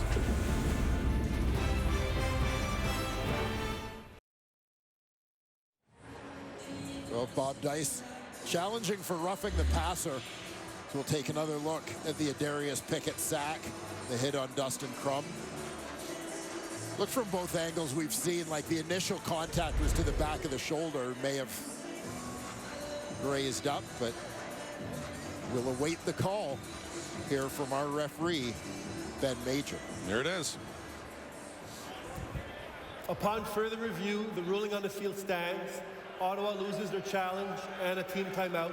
It's second down. So each team has lost a challenge tonight. RedBlacks, docked the timeout for that. So it's at the 36. It's a second and long after that sack by Pickett on Crum. A second and 19. 8-point difference. Argos in the lead. Final game of the regular season.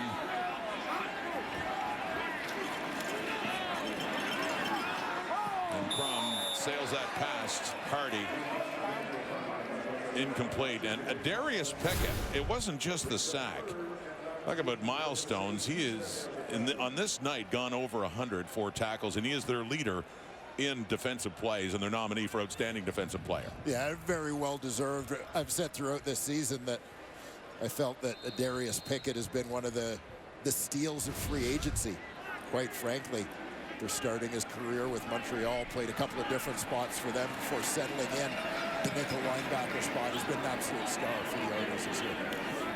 The age of Adarius. Well done. Javon Leake with a flag out and taken down just across the 30.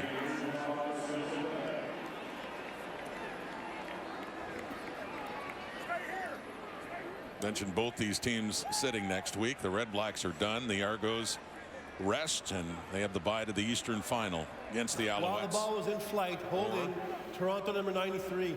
We'll go back 10 yards from where the ball was caught. It's going to be first down for Toronto.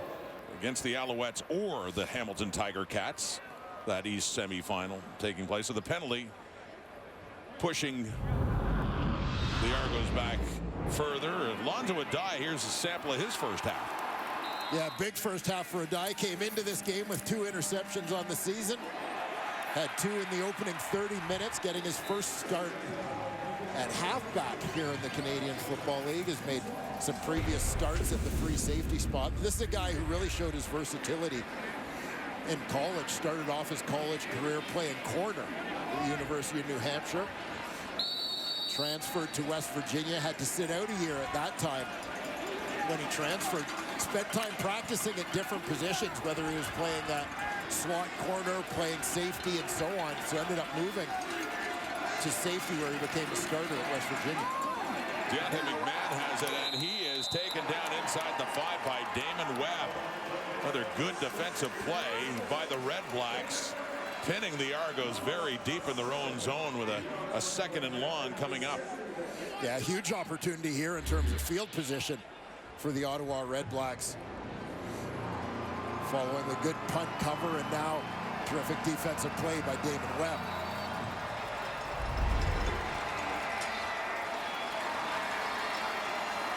So Cameron Dukes backed up near the Argo end zone, standing in the goal line as he awaits his shotgun snap with the pressure coming. Gets rid of it and completes it to Richie Sindani. Those two have connected and a couple of big pass plays these last 2 weeks. You got that one tonight, right up to get them some yardage in that big play on the winning drive last week against the Riders. Yeah, nice timing route here. And again, you're in that territory of the field right near your goalpost where you're kind of limited to half the field. You're not going to try and throw out to the wide side, navigating the goalpost, so working with only half the field. Dukes comes up with a big connection. Still 3rd and short to be completed here for the Argos. Just inches they need from their 22 as Dukes just pushes it straight forward. Looks like he'd have enough for that. The offense stays out there. Mentioning that 3rd down play last week at Mosaic, that was on a 3rd and 10 when they needed that conversion, or else the Riders very likely would have won that game. So a 1st down on that carry by Dukes right at the Argo 23.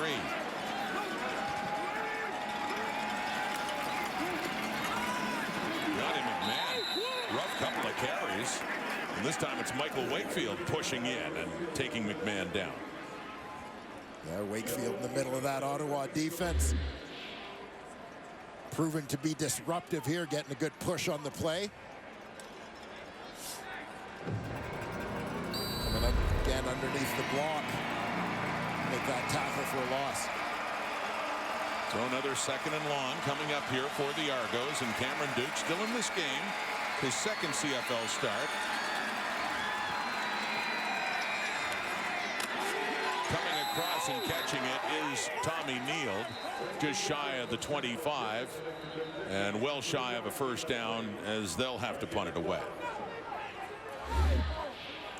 Frankie Griffin supplying the coverage and the hit on this one, stopping the Argos short.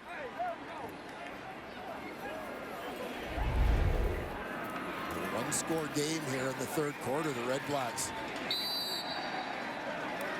looking to build on some early 3rd quarter momentum.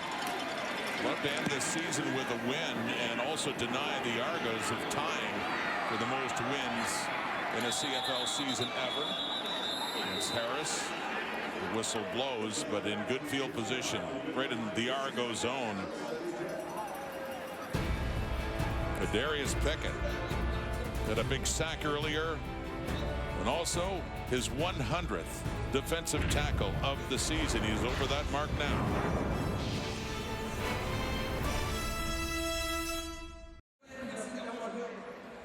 It had been a revolving door at starting quarterback for the RedBlacks at the start of the season because of injuries. And now Dustin Crum got his first start in week 6, so this is his 14th straight. For some perspective, Henry Burris, 37 straight starts with his RedBlacks franchise in 2nd. Trevor Harris, and then Crum is 3rd in terms of consecutive quarterback starts. Yeah, well, I think it even speaks volumes, the fact that it's been 5 years since they've had a player, even a quarterback, start that many consecutive games. Just in terms of what they have dealt with at quarterback, in terms of whether it's been lack of production, whether it's been injuries, inconsistent play, and so on. But there's no question the difference between the RedBlacks being Grey Cup contenders in the Henry Burris, Trevor Harris years to struggling since then. And he is one of the nominees. He's a team nominee for the RedBlacks for top rookie in the East, along with Taylor Powell. Similar circumstances in Hamilton. Reggie Stubblefield and Quintez Stigger's not playing tonight, but a great first season in the CFL with the Argos. 2nd and 9 now. Quickly gets rid of it. And Jamal Peters all over Shaq Evans, who does hang on to the ball, but a 3rd down is coming up here for Ottawa.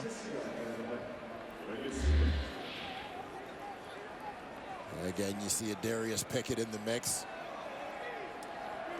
Ante Milanovic-Litre over to pick him up this time. But the ball still forced out early, short of the 1st down marker. So another opportunity here for Michael Domagala. Domagala comes on. It is a full 2 yards, smattering of boos here at TD Place, wanting Ottawa to go for it. Down 8 points, but it is a chance to inch them that much closer, trailing by a Domagala 2 for 2 in the night. This one a little further out. From 46 away, Michael Domagala puts it through. He accounts for all the RedBlacks points on this night in their final regular season game.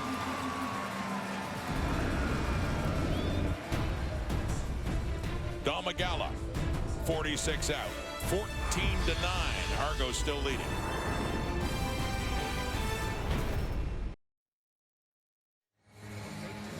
There's Chad Kelly dressed for the game, but he knew he'd be sitting this one out. Played last week against Saskatchewan. A little fear of injury there too, but time to rest up, get ready for the East Final. Their top player, as voted, their nominee for most outstanding player. And you look at the first 17 career starts in the company that he's keeping.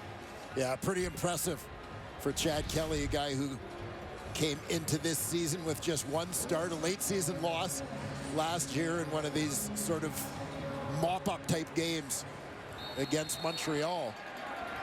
It has slid more than seamlessly into the starting role with the Toronto Argonauts here in 2023. Has he ever? Cameron Duke still in at quarterback. That's to Carlton Agadosi, the ex-Bomber with the ball. Another catch for him in his first start as an Argo. We mentioned those most outstanding player nominees. Kelly with Toronto in the East, Tim White at Hamilton, Austin Mack. Great rookie season too, and Devontae Williams. And in the West, Vernon Adams Jr. What a great season he's had with the BC Lions. And of note with Winnipeg, Brady Oliveira. Outstanding year, the running back. With Zach Collaros, the back-to-back winner, not getting a chance to win 3 straight, but so much talent on that team. 2nd and 5. Back to Agadosi. First down, Toronto. And just pointing out, tempers start to flare a little bit, but just pointing out that Dukes is still in the game. I mentioned that because when we did talk to Ryan Dinwiddie, he did talk about the possibility about the third stringer, Brian Scott, to get some time in there. He was 0 for 4 in his brief appearance against the Bombers the last time the Dukes got the start with Chad Kelly sitting.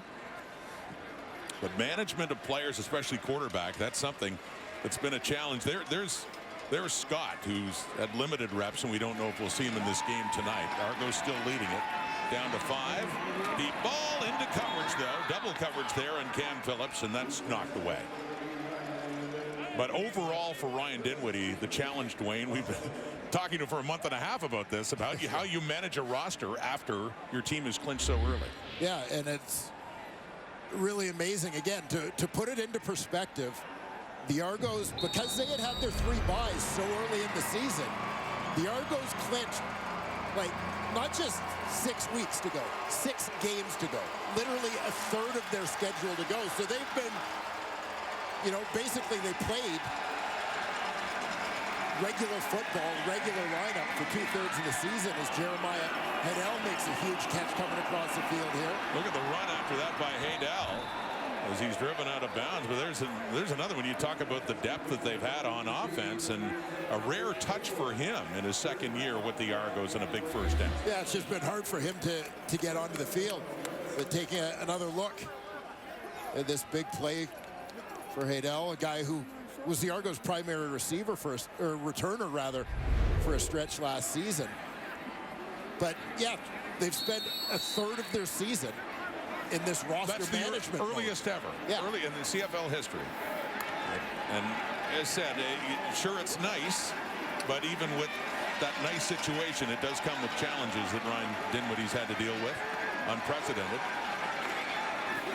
In the 22, and quickly off to Unger, and the flag comes out. Elijah McGee's getting flagged for the way he took Unger down.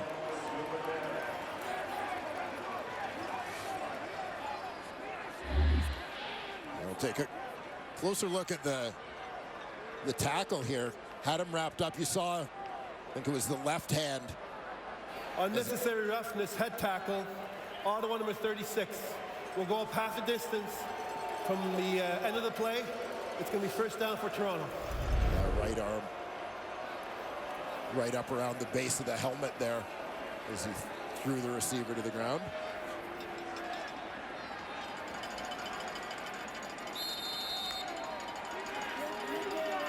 Under 4 minutes in the third quarter, and the Argos have seen their lead at one point 14 points, knocked down to 5, but a chance to add to it now. Down near the goal line, Sindani tried after the first contact to see if he could push his way in, but does get closer inside the 5. Second down.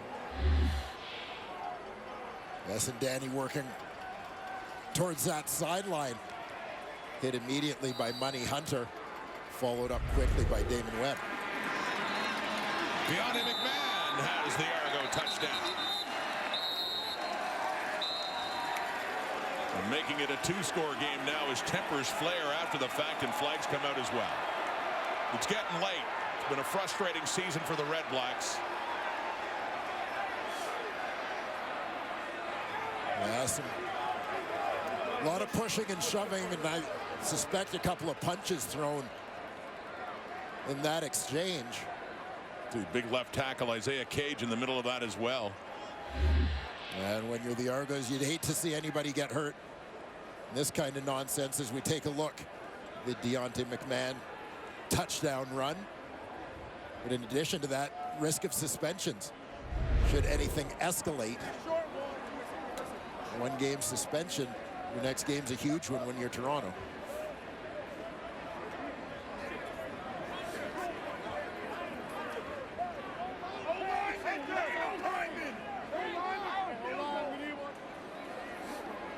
So Ben Major and his crew in a big discussion now.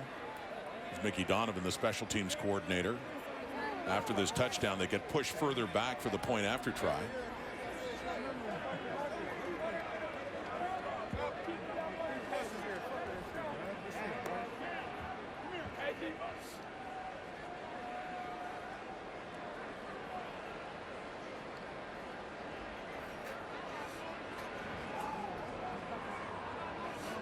As the officials look to sort this out, it'll be interesting to see whether everything is offsetting. But in addition to that, whether there are any possible ejections resulting.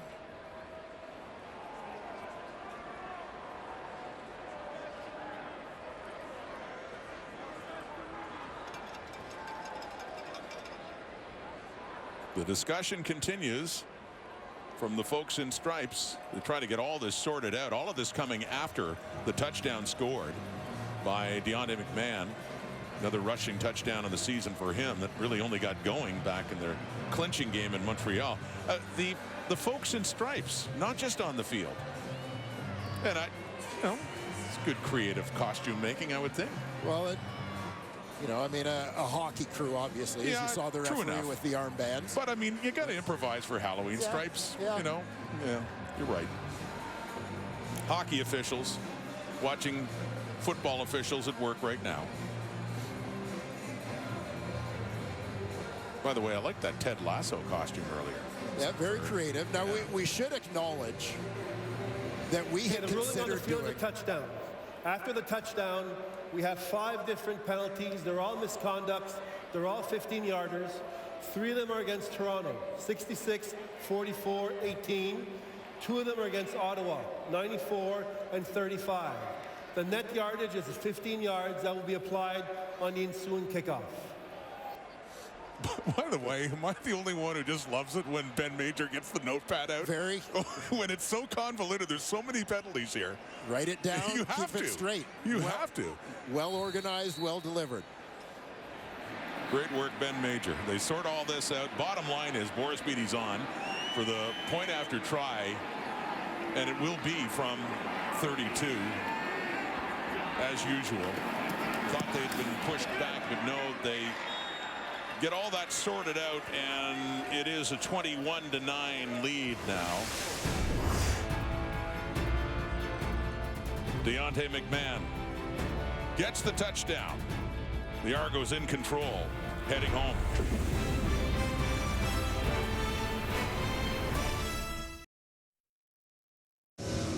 Dwayne Ford remembers this, 1995. He was with the Argos when Calgary was looking for its 16th win of the season against a 4-win Toronto team.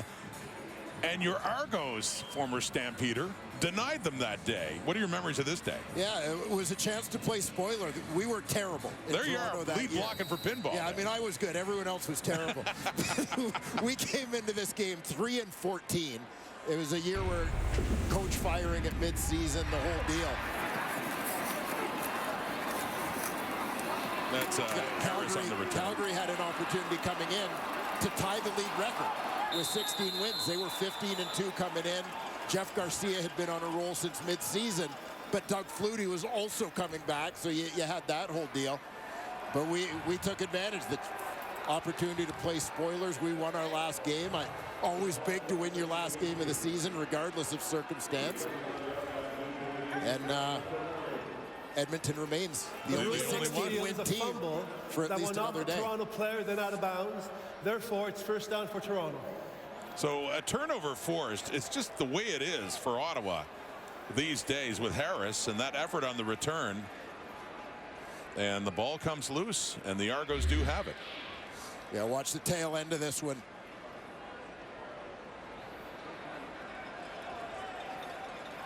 Keep an eye out. Benoit Marion had a shot at it. I think Thomas Costigan may have pulled it out of there. And came loose and went up. Mason Pierce was the last one to touch the ball before it went out of bounds. So the Argos. Yeah, Jack Cassar, another Carleton product. Man who ended up with that football at the end of the play. It was after it was out of bounds. Cameron Dukes. The Argo offense back in the field. Connects with Richie Sindani. Just moments after they scored the touchdown to open things up to 21-9.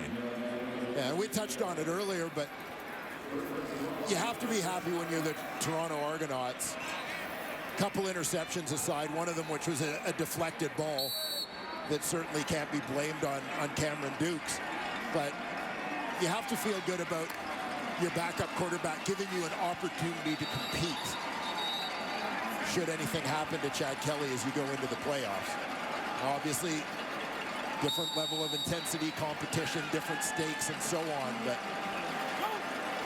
Duke's doing a solid job here for the Double Blue. On the Ottawa half of the field now, blitz coming. Dukes gets away for a moment anyway. And finally goes down. Cameron Dukes elusive there on that first down play, but just barely gets it across the line of scrimmage as RedBlacks were bringing a lot of pressure. Yeah, remarkable that this actually ends up being a 1-yard gain for the Toronto Argonauts when you look at how many RedBlacks had a shot at Cameron Dukes behind the line of scrimmage. At this point, it still hadn't been whistled dead. That's about the toughest yard he's ever going to gain. It's Chad Kelly looking on, head coach Ryan Dinwiddie. Dukes relieved Kelly in the fourth quarter. He came on, played the fourth in Saskatchewan when they were trailing, and came back and beat the Riders by 3. That was win number 15 on the season to tie a franchise record. They are looking to break that tonight and tie the CFL record for victories in a season. More heat coming straight through on Dukes. Under siege right away. He's running around, and Javon Santos knocks the first one charging in. Ultimately is the one who gets him. Another sack registered against the Argos in this one as they'll have to punt. And you'll see Santos Knox coming from his middle linebacker spot. First shot, he's unblocked on the blitz. You see the elusiveness of Dukes to get away first from him, then from Lorenzo Malden. But Santos Knox able to recover. Gets a second shot at the Argo quarterback, that time coming up with the sack.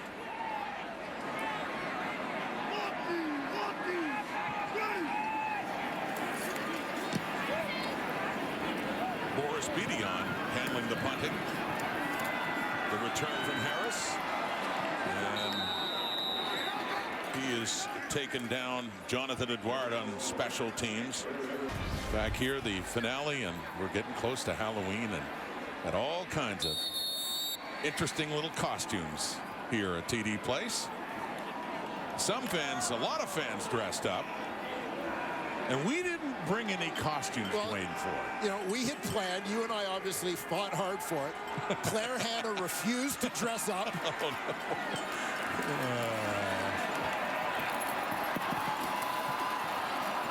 Jalen Ackland first down.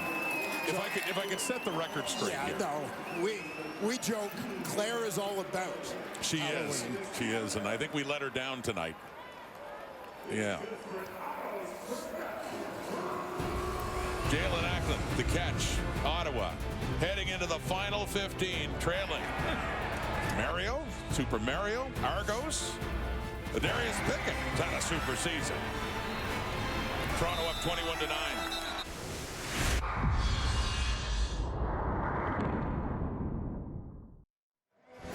Here are the stats through 3 quarters as the Argos have opened up another more sizable lead at 2 scores, 21-9 heading into the final 15. Anything of interest there before we get into costumes?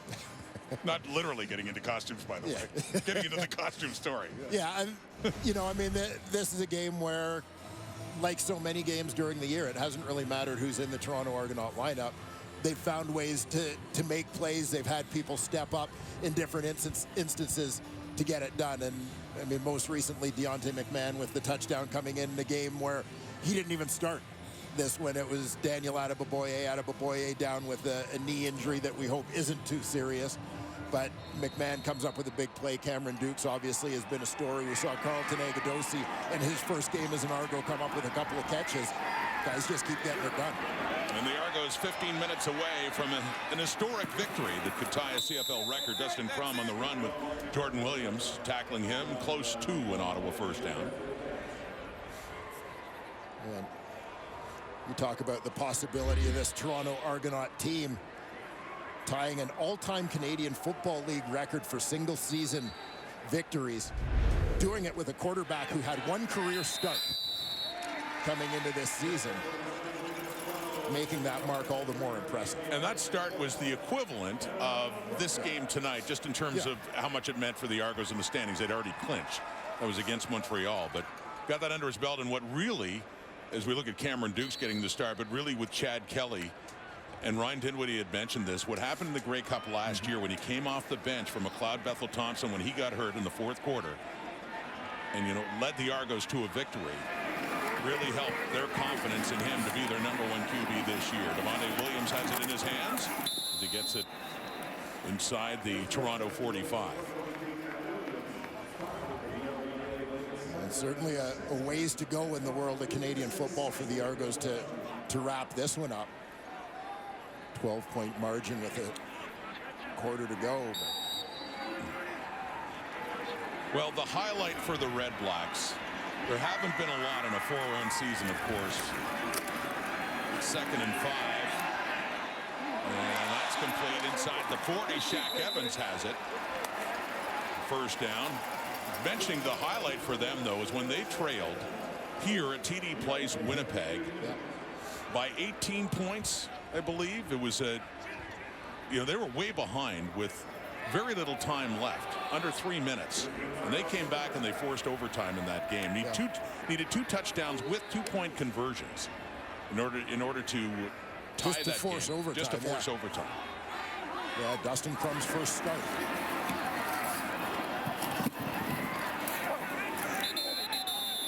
They had that, and they had the next week in Calgary, an overtime victory over the Stampeders. And things were really looking up at that point in time. But as said, when they look back in that season for the bright spots, when Crum made that first start and that unlikely miracle comeback to beat Winnipeg, that was you remember Bob Dice, running off the field in celebration. I mean, it was really a feel-good moment for this city and for this team. And they added to that the following week. But just since then, just not able to pick up a win. Only one. Long after that against Saskatchewan. 2nd and 12. That's complete. Hardy loses control of the ball, and it's in the hands of Benji Franklin. Has a pick, has a fumble recovery. What a day for Benji Franklin as he gets it up near midfield in his CFL debut. Yeah, well, and just moments after we talked about the fact whoever they plug into the lineup just seems to make plays. Benji Franklin right there on that list. Kind of sums up the way it's been for both of these teams this season. RedBlacks cough it up. Argo football. Well, this was last November at Mosaic in Regina. Argos Bombers. Chad Kelly came on for the injured McLeod Bethel Thompson, and he had a big run, and he completed some big passes as well. This was the run when they were down in a 2nd and 18, and he picked up that first down. That was part of the go-ahead touchdown drive. Toronto ultimately won it with Kelly coming off the bench. Let's head back to Claire. Yeah, Rod, and it's a perfect example of how valuable that backup quarterback needs to be in a Grey Cup, and it's something that Cameron Dukes is very aware of. He and his dad, Gary, were watching the Grey Cup last year in their home in Florida, and at that time, the CFL wasn't even on the radar for Dukes. In fact, he was getting ready for an indoor football season in Las Vegas. Well, it was that time that his agent actually contacted him about getting to Toronto. He knew his role would be backing up Kelly. Well, that Grey Cup came to mind immediately. He said it's motivated him to be completely prepared just in case his number is called, so he can step in and do that exact same thing. And we've seen him really preparing this season. He actually also knows what it's to win. He won a national championship in the NAIA with Lindsey Wilson, and he wants to help Toronto do it this year. It's a great story, Claire. Imagine no ties to the CFL at all. He knew of the league, and there he is watching the Grey Cup, and his future team, as fate would have it. Yeah, and a young man who took a bit of an interest in the league at a young age.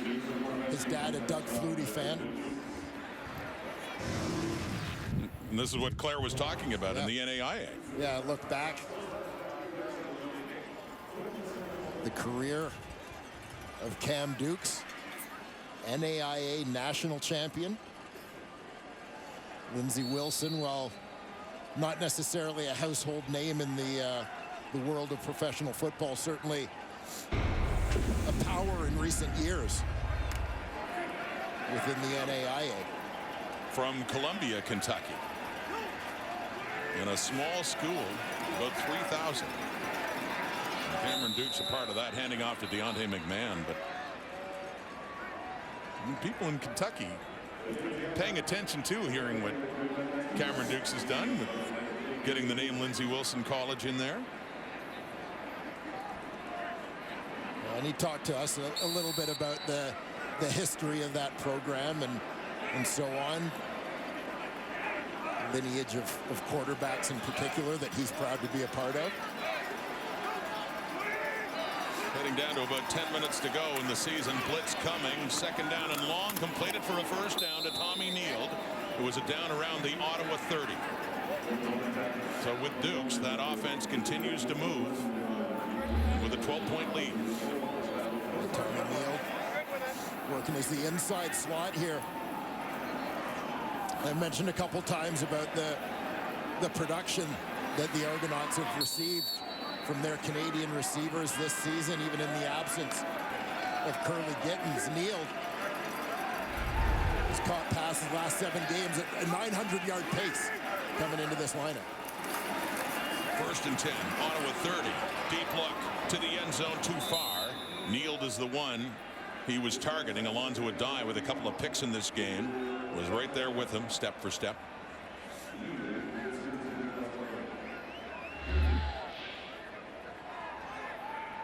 Cameron Dukes looking to go vertical here, but just a little overthrown ball for 2nd and 10.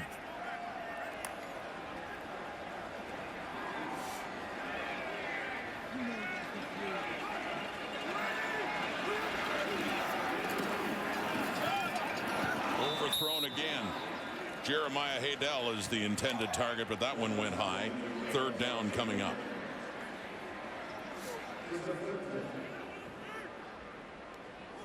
Yes, CFL playoffs next Saturday. We can't wait. We're going to be staying in the East to watch the Ticats and the Alouettes meet again in Montreal. They met earlier today, but next week is the big one. As Montreal got to 11 wins, though, with that finale victory today. 11 wins for the first time since 2012, when Mark Trestman was their head coach, excuse me.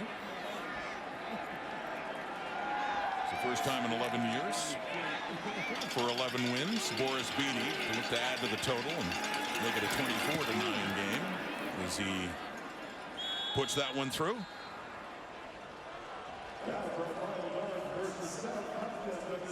Is that a Ticats fan here in Ottawa? Could make the case as Halloween gets closer. On this chilly October night, we present the final regular season edition of the Coors Light Moments of Chill as Dwayne Ford evaluates all the various costumes of the evening. So I'm thinking there should be a baby Mario in the video game series. Ted Lasso looking for a coaching job. Hunter Stewart just, I don't know if this is a Wayne Gretzky like LA Kings costume with the mullet or if that's just Hunter's standard game day gear. Gretzky had the great mullet more in the mid-'80s in the Oiler days, didn't he? Going left, cutting up, big yardage there for Devontae Williams. Don't know if he'll make the 48 that he needs. Still has a ways to go as things have settled. And there's Hunter Stewart. He had that Kings jersey on earlier. And as a committed Toronto Maple Leafs fan, I can't go with the 90 Gretzky and the Kings ever since the 93 high stick on Doug Gilmour. You want a word with Kerry Fraser, do you? You know I do. Devontae Williams again. Another big run. He is getting closer now to that milestone. He had 28 going into that carry. We track him to see if he can join the 1,000-yard rushing club in the CFL.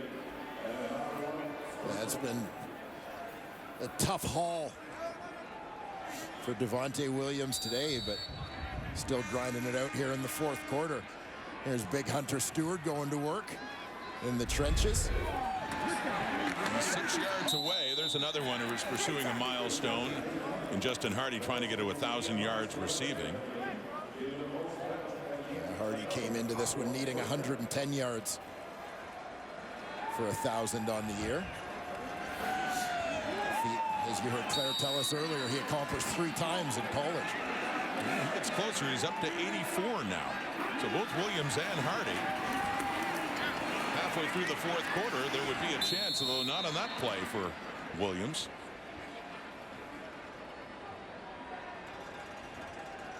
Trying to get him his touches, see if he can get that 1,000, but not that time. As said, he came into that play 6 yards away, no gain, 2nd and 10 now. And a 24-9 Argo lead, closing in on their 16th victory of the season. From the Argo 30, from the pass, over the middle, complete to Hardy. 5, touchdown.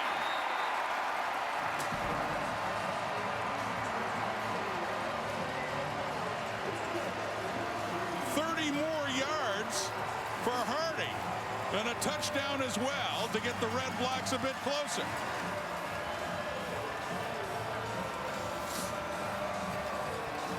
Well-timed route there. Connection between Dustin Crum and Justin Hardy. Watch Hardy coming right to left on your screen. Crum puts it right in the hole as Hardy comes through, catches it in stride and onto the end zone. And he's going to keep that one. He is, because that is enough. Yeah, that puts him over. So a nice moment for Hardy and what's been a very tough season as he does eclipse 1,000 yards on that catch. Goes 4 yards past it. Needed 110. He's up to 114.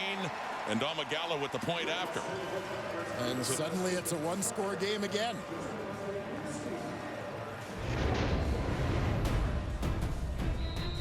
Justin Hardy gets his 1,000 just in time.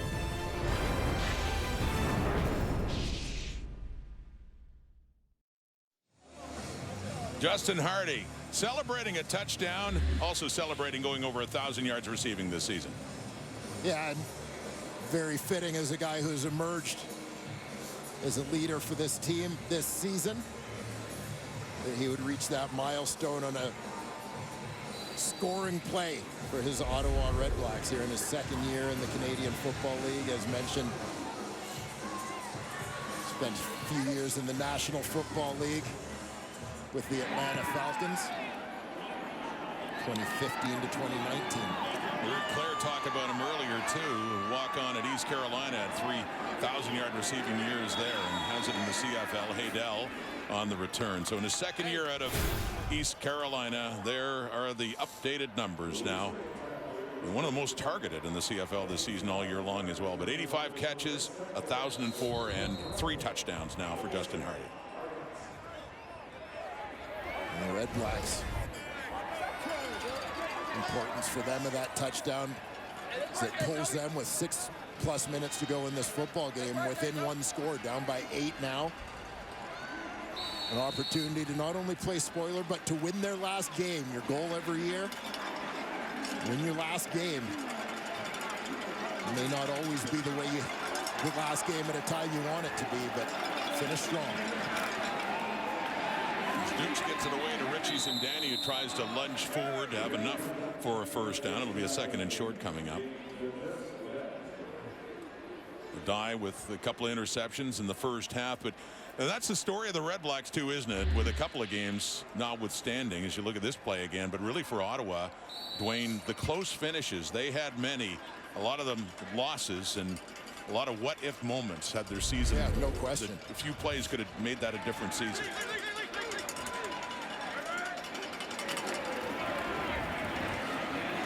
On 2nd and 1, Dukes is that and more for a first down for Toronto. Ticking down towards 5 minutes left in this CFL regular season. Unless the RedBlacks can somehow find a way back and do what they did against Winnipeg and against Calgary, and that is find a way to maybe tie the score and force overtime. Bryce Carter, we haven't mentioned him tonight, but what a year he had. 12 sacks to lead the way for Ottawa. Inspired a lot by Lorenzo Malden a year ago when he was the CFL sack leader. Blitz coming, gets knocked down at the line of scrimmage. 2nd down coming up. Well, big opportunity for Ottawa as they look to make a late push here. They can get the ball with a decent starting spot if they can prevent that first down. Well, if ever there's just a stat that's hard to swallow for a fan of the Ottawa RedBlacks. If the Argos have more wins this season than the RedBlacks do in the last 4 years. It's a deep look for David Ungerer. Down inside the 30, inside the 25 before he is taken down by a die as he spins the ball afterwards, and that big catch for Ungerer. Winning teams make big plays when needed. Top of your screen, David Ungerer out wide. Ungerer, a guy who came into this season with 456 yards through his first 3 years in the league as a Hamilton Tiger Cat. And the breakout this year is he'll be up over 600 yards on the season. On the ground, Javon Leake with a rare carry from scrimmage. Normally a special team star, but gets a touch there on offense. And it's been suggested in the late weeks of the season that we might see a little bit of Javon Leake at running back. And for the Argos, as they've had so many people play over the course of the last 6 weeks, and so many guys produce for them over the course of this year, there will be some tough roster decisions in terms of fitting people in. And, you know, add the question mark now of whether Daniel Adeboboye, who suffered a knee injury in the first half of this football game, as to whether or not he'll be ready. You may think on one hand you just plug Andrew Harris back into the lineup at running back, but Adeboboye is also one of their top special teams guys. That's not part of Andrew Harris's repertoire, really, and so you need someone to fill in there. As you see Harris and A.J. Ouellette. Harris back practicing this past week, and we wonder if it's going to be like a year ago in the East Final where Harris came back and very effective in combination with Ouellette in their victory over the Alouettes to get them to the Grey Cup. When Harris went up against his old team, the Bombers, Harris, winner of 3 straight Grey Cups, After 2 with Winnipeg, 1 with Toronto. There's a misconduct 10-yard penalty against Toronto number 18. Since this is his second misconduct of the game, he's disqualified. It's a 10-yard penalty. It's going to be 2nd down. So the regular season ends a little bit earlier for Dejan Brissett, who had a big touchdown in the first half. Points to himself. 2 misconduct penalties, and he is done for the balance of this one.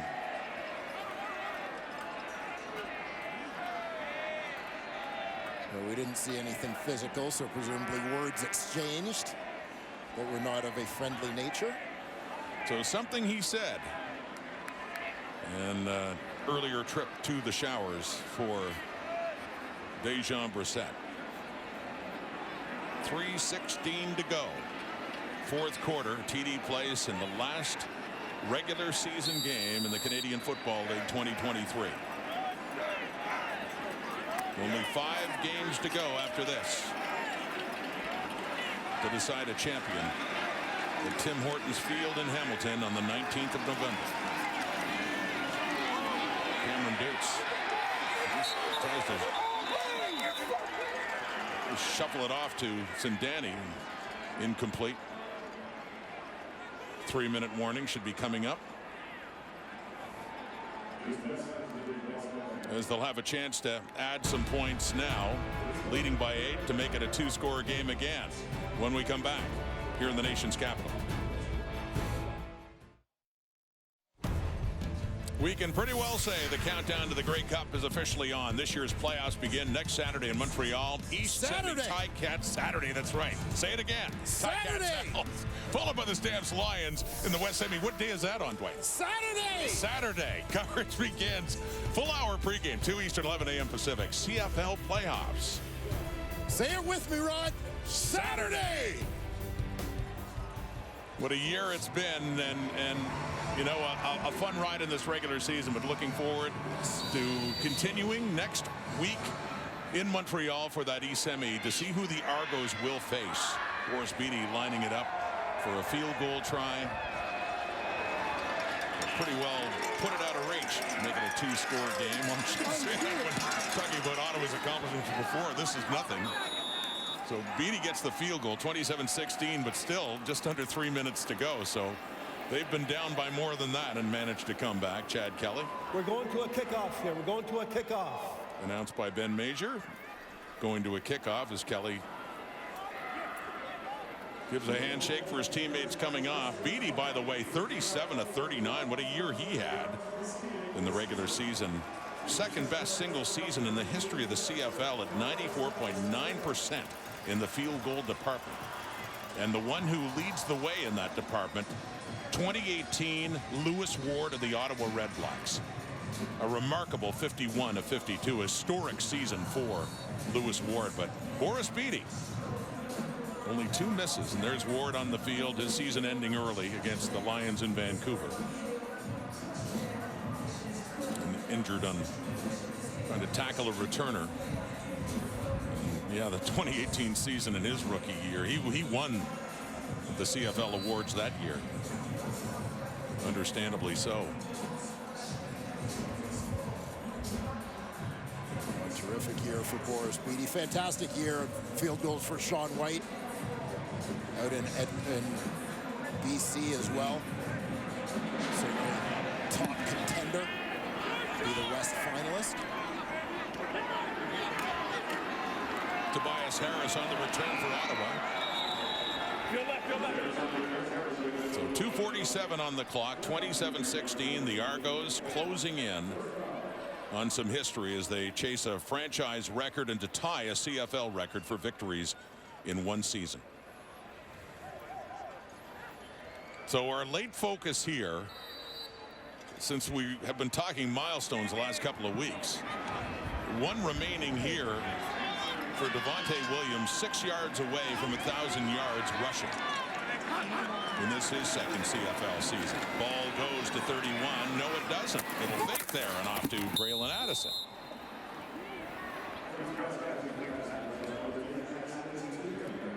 Just a short gain there as defense bit hard on the run fake, as did the announcers. You weren't alone. You were just the one talking at the time. Yeah, I'm thinking of those 6 yards and thinking they got to go to 31 here, but no. And this is the passing down here as Crum gets rid of it and completes it right back to Addison. Anderson again, so they do get a new set of downs now as they cross into Argo territory. And they work tempo. Ottawa's not going to go down without a fight in this ball game, battling right to the end. That time on the option, it ends up in the hands, and Crum took a hit too in that exchange, but it ended up with Williams, who picks up a couple more. See where they spot the ball. Dustin Crum looked almost like he was second guessing whether to give or keep there as he saw the end crashing, thinking maybe he should have kept that ball and popped outside. Williams got 2. He's 4 yards shy. 2nd and 8. That one thrown, and was that completed? Daniel Oladejo, the rookie, activated for this one in his CFL debut and went down low. And have a look at this, Dwayne. That looked like he kept that off the turf. 2nd-round pick out of the University of Ottawa.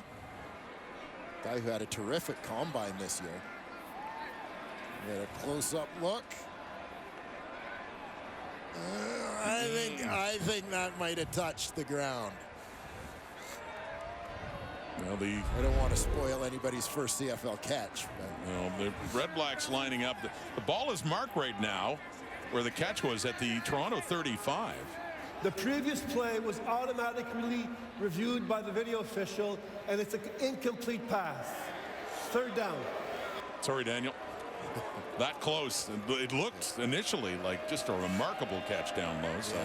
Yeah, just glancing. You could just see the tip of the ball just glancing the turf as he squeezed it. Take a look at the tail end of this one again. And there you got a better look at it. Fans here got a better look at it, and they still don't like what was decided. So here we go. 3rd down and 8. 2:02 in the clock. Crum throws. No, off the hands of Shaq Evans, and that's it. The turnover on downs as Toronto will take over now under 2 minutes to go for their 16th win. Keep an eye here. Jonathan Jones coming from depth on the blitz. He's the unblocked man. They've got to throw hot. Under pressure, the throw's a little high. Shaq Evans unable to grab it. For that man, Dustin Crum. Guy you know certainly earned consideration as this Canadian Football League's Rookie of the Year this year. On the toss right, Deontay McMahon. RedBlacks have him all bottled up. A committee there to take him down with Kenny Onyeka and Michael Wakefield too.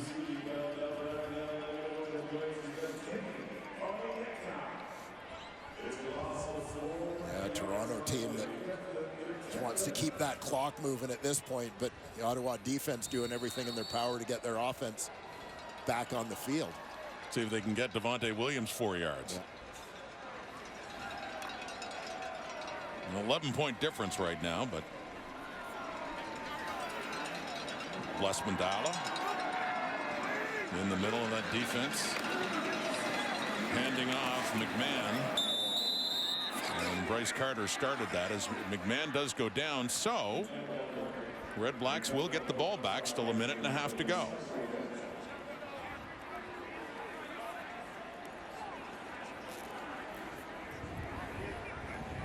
A long stretch for the Toronto Argonauts. Over a month and a half ago, beat the Alouettes in Montreal to clinch first place in the East with a record of 11-1.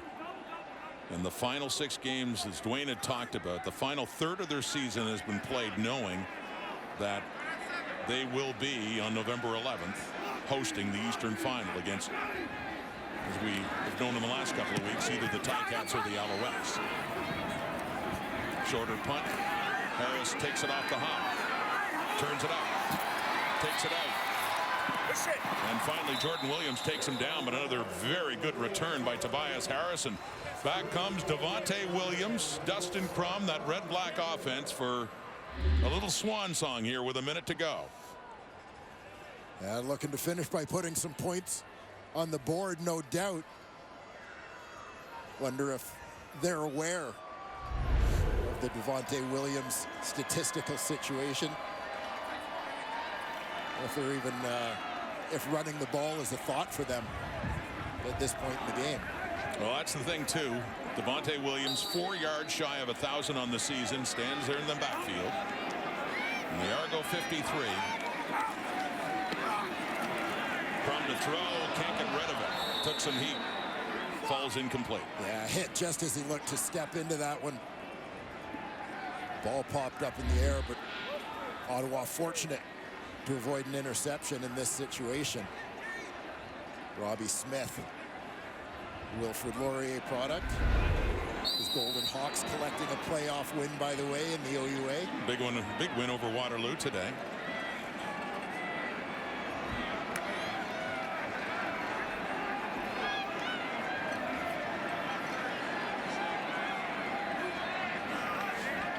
Second down. Under a minute to go in the season. Oladejo. That is first catch. They move up over the ball. Daniel Oladejo, he had what looked like his first catch the previous series, taken away. The ball hit the turf. So there it is, catch number 1 for the second round pick of the RedBlacks in 2023. They get this play off. They get it to Williams, and he has enough. He needed 4 yards. Devontae Williams joins the 1,000-yard rushing club with that carry. Yeah, quick hitter here. The middle opened up nicely for Devontae Williams.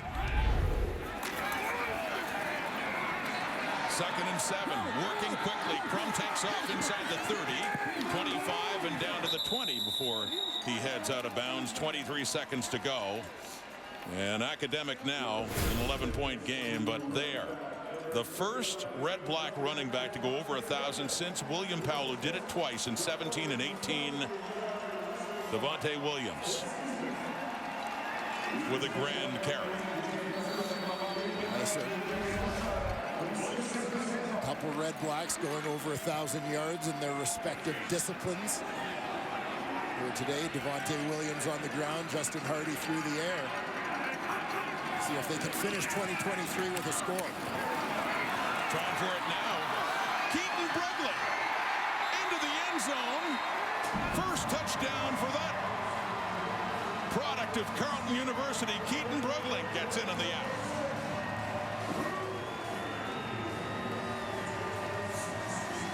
Brugling, another young Canadian receiver whom I think has a bright future in this league. Terrific athlete who also does some work in the Canadian bobsled program in the offseason. Tells you a little bit about his combination of speed and power. He demonstrates it fighting his way to the end zone on that one. What a moment for Keaton Brugling there. In this final game of the regular season. Second year out of Carleton University.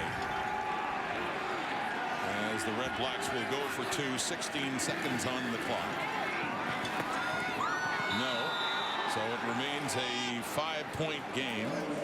They tried to get it within a field goal, where hey, you never know in a short kickoff try, but we do see some new receivers getting in on the act, including Brugling here for his first CFL touchdown. Yeah, the RedBlacks not having to look too far on draft day. Daniel Oladejo from the University of Ottawa this year, Keaton Brugling out of Carleton a year ago, both contributing on that scoring drive.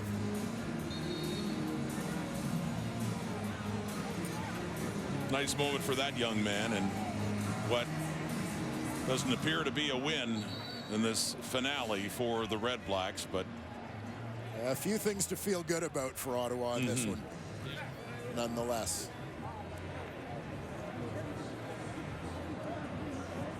Oladejo getting some congrats and celebration. A couple of young receivers, recent draft picks the last couple of years, the RedBlacks, but as with so much of Ottawa's season, just not enough. Enough yardage for Williams to get his 1,000 as they congratulate him. They'll try the onside. Leone kicking it. Hands team out. And one guy with a pair of hands, Tommy Neal, comes up for the Argos and brings it down as they can put this game to bed in a season as well with 14 seconds to go. Yeah, nice execution on the hands team for Toronto here. Keep their receivers clean. Tommy Neal, terrific job going up high to get that one.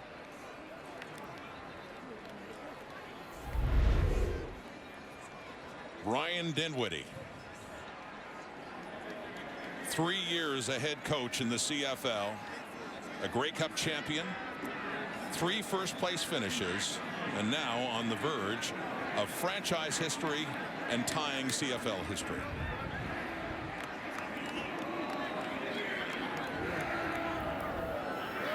Remarkable run this year for the Toronto Argonauts.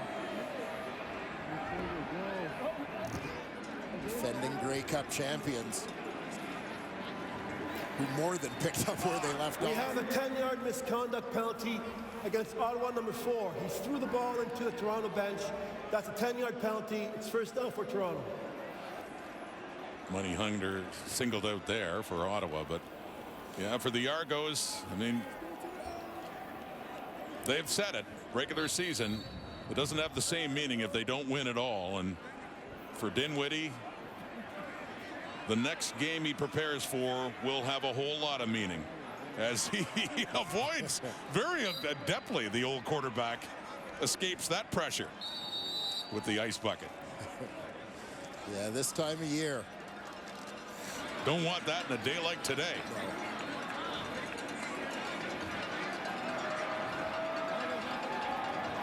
He is trying to stay dry. His players are having none of it. And that's it. Zeros on the clock. The Toronto Argonauts have a new franchise record for wins in a season, and they have tied Edmonton from 1989 as the only teams with 16 victories in a regular season. What the Argos really want is 18 wins. In 2 weeks' time, they'll play for the right to go back to the Grey Cup. Very well earned for the Toronto Argonauts. As we've discussed throughout this game, throughout this season, it is by no means as much as Chad Kelly is their nominee for most outstanding player. By no means has this been a one-man operation.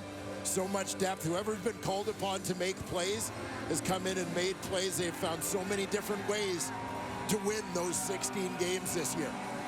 Chad Kelly didn't play, but what a season he had as he congratulates Argo fans as well. Here at TD Place in Ottawa, the CFL regular season is over. The Toronto Argonauts waiting for the Eastern Final in 2 weeks' time for the Ottawa RedBlacks. Another disappointing season comes to end with a record of 4-14. Next up, playoff time next Saturday, East Division semifinal. Who will face the Argos in the East Final? We'll find out next week. Thanks for watching, everyone, and have a great night.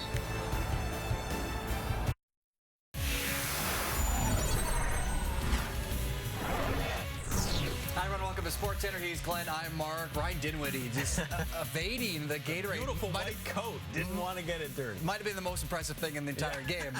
It is a Saturday night in late October. That means we have a jam-packed show, a busy night in the NHL and the NBA. But let's begin with the defending Grey Cup champions. Yeah, weird spot for them. 6 weeks ago or so, they had already clinched first place, so not a ton to play for down the stretch. And their next meaningful game won't come for another 2 weeks. So somehow trying to stay kind of playoff ready here in this game against the RedBlacks, who've had a combined 10 wins, Ottawa, in the last 3 seasons. Argos looking for a 16th win this year, early first, 2nd and 5. Cameron Duke starting while they rest Chad Kelly. He's intercepted here by Alonzo Adai, one of Adai's 2 interceptions on the night. The RedBlacks without 5 wins in a season since 2018. Then on the first snap following possession, it's Dustin Crum. He's picked off by Mason Pierce.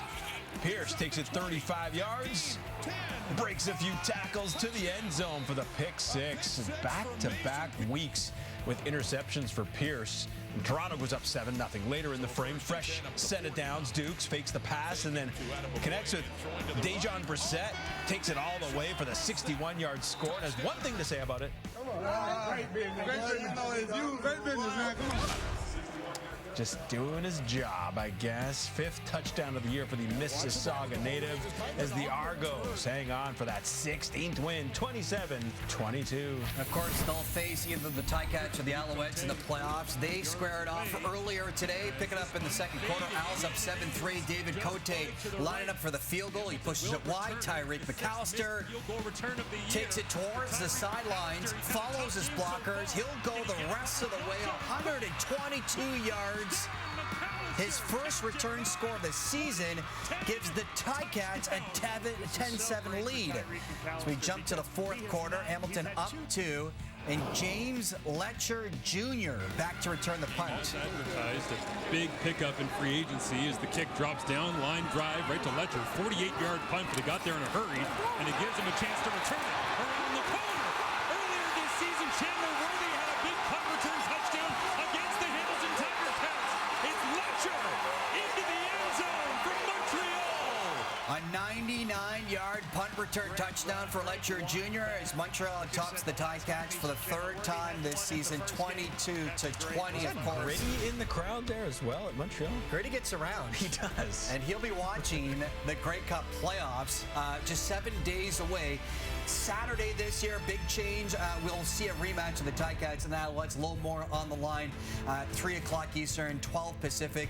That will be followed by the Western semifinal, Stamps and Lions. And then the following weekend, on November 11th, the League Best Argos will host the East Final before the Bombers host the Western Final.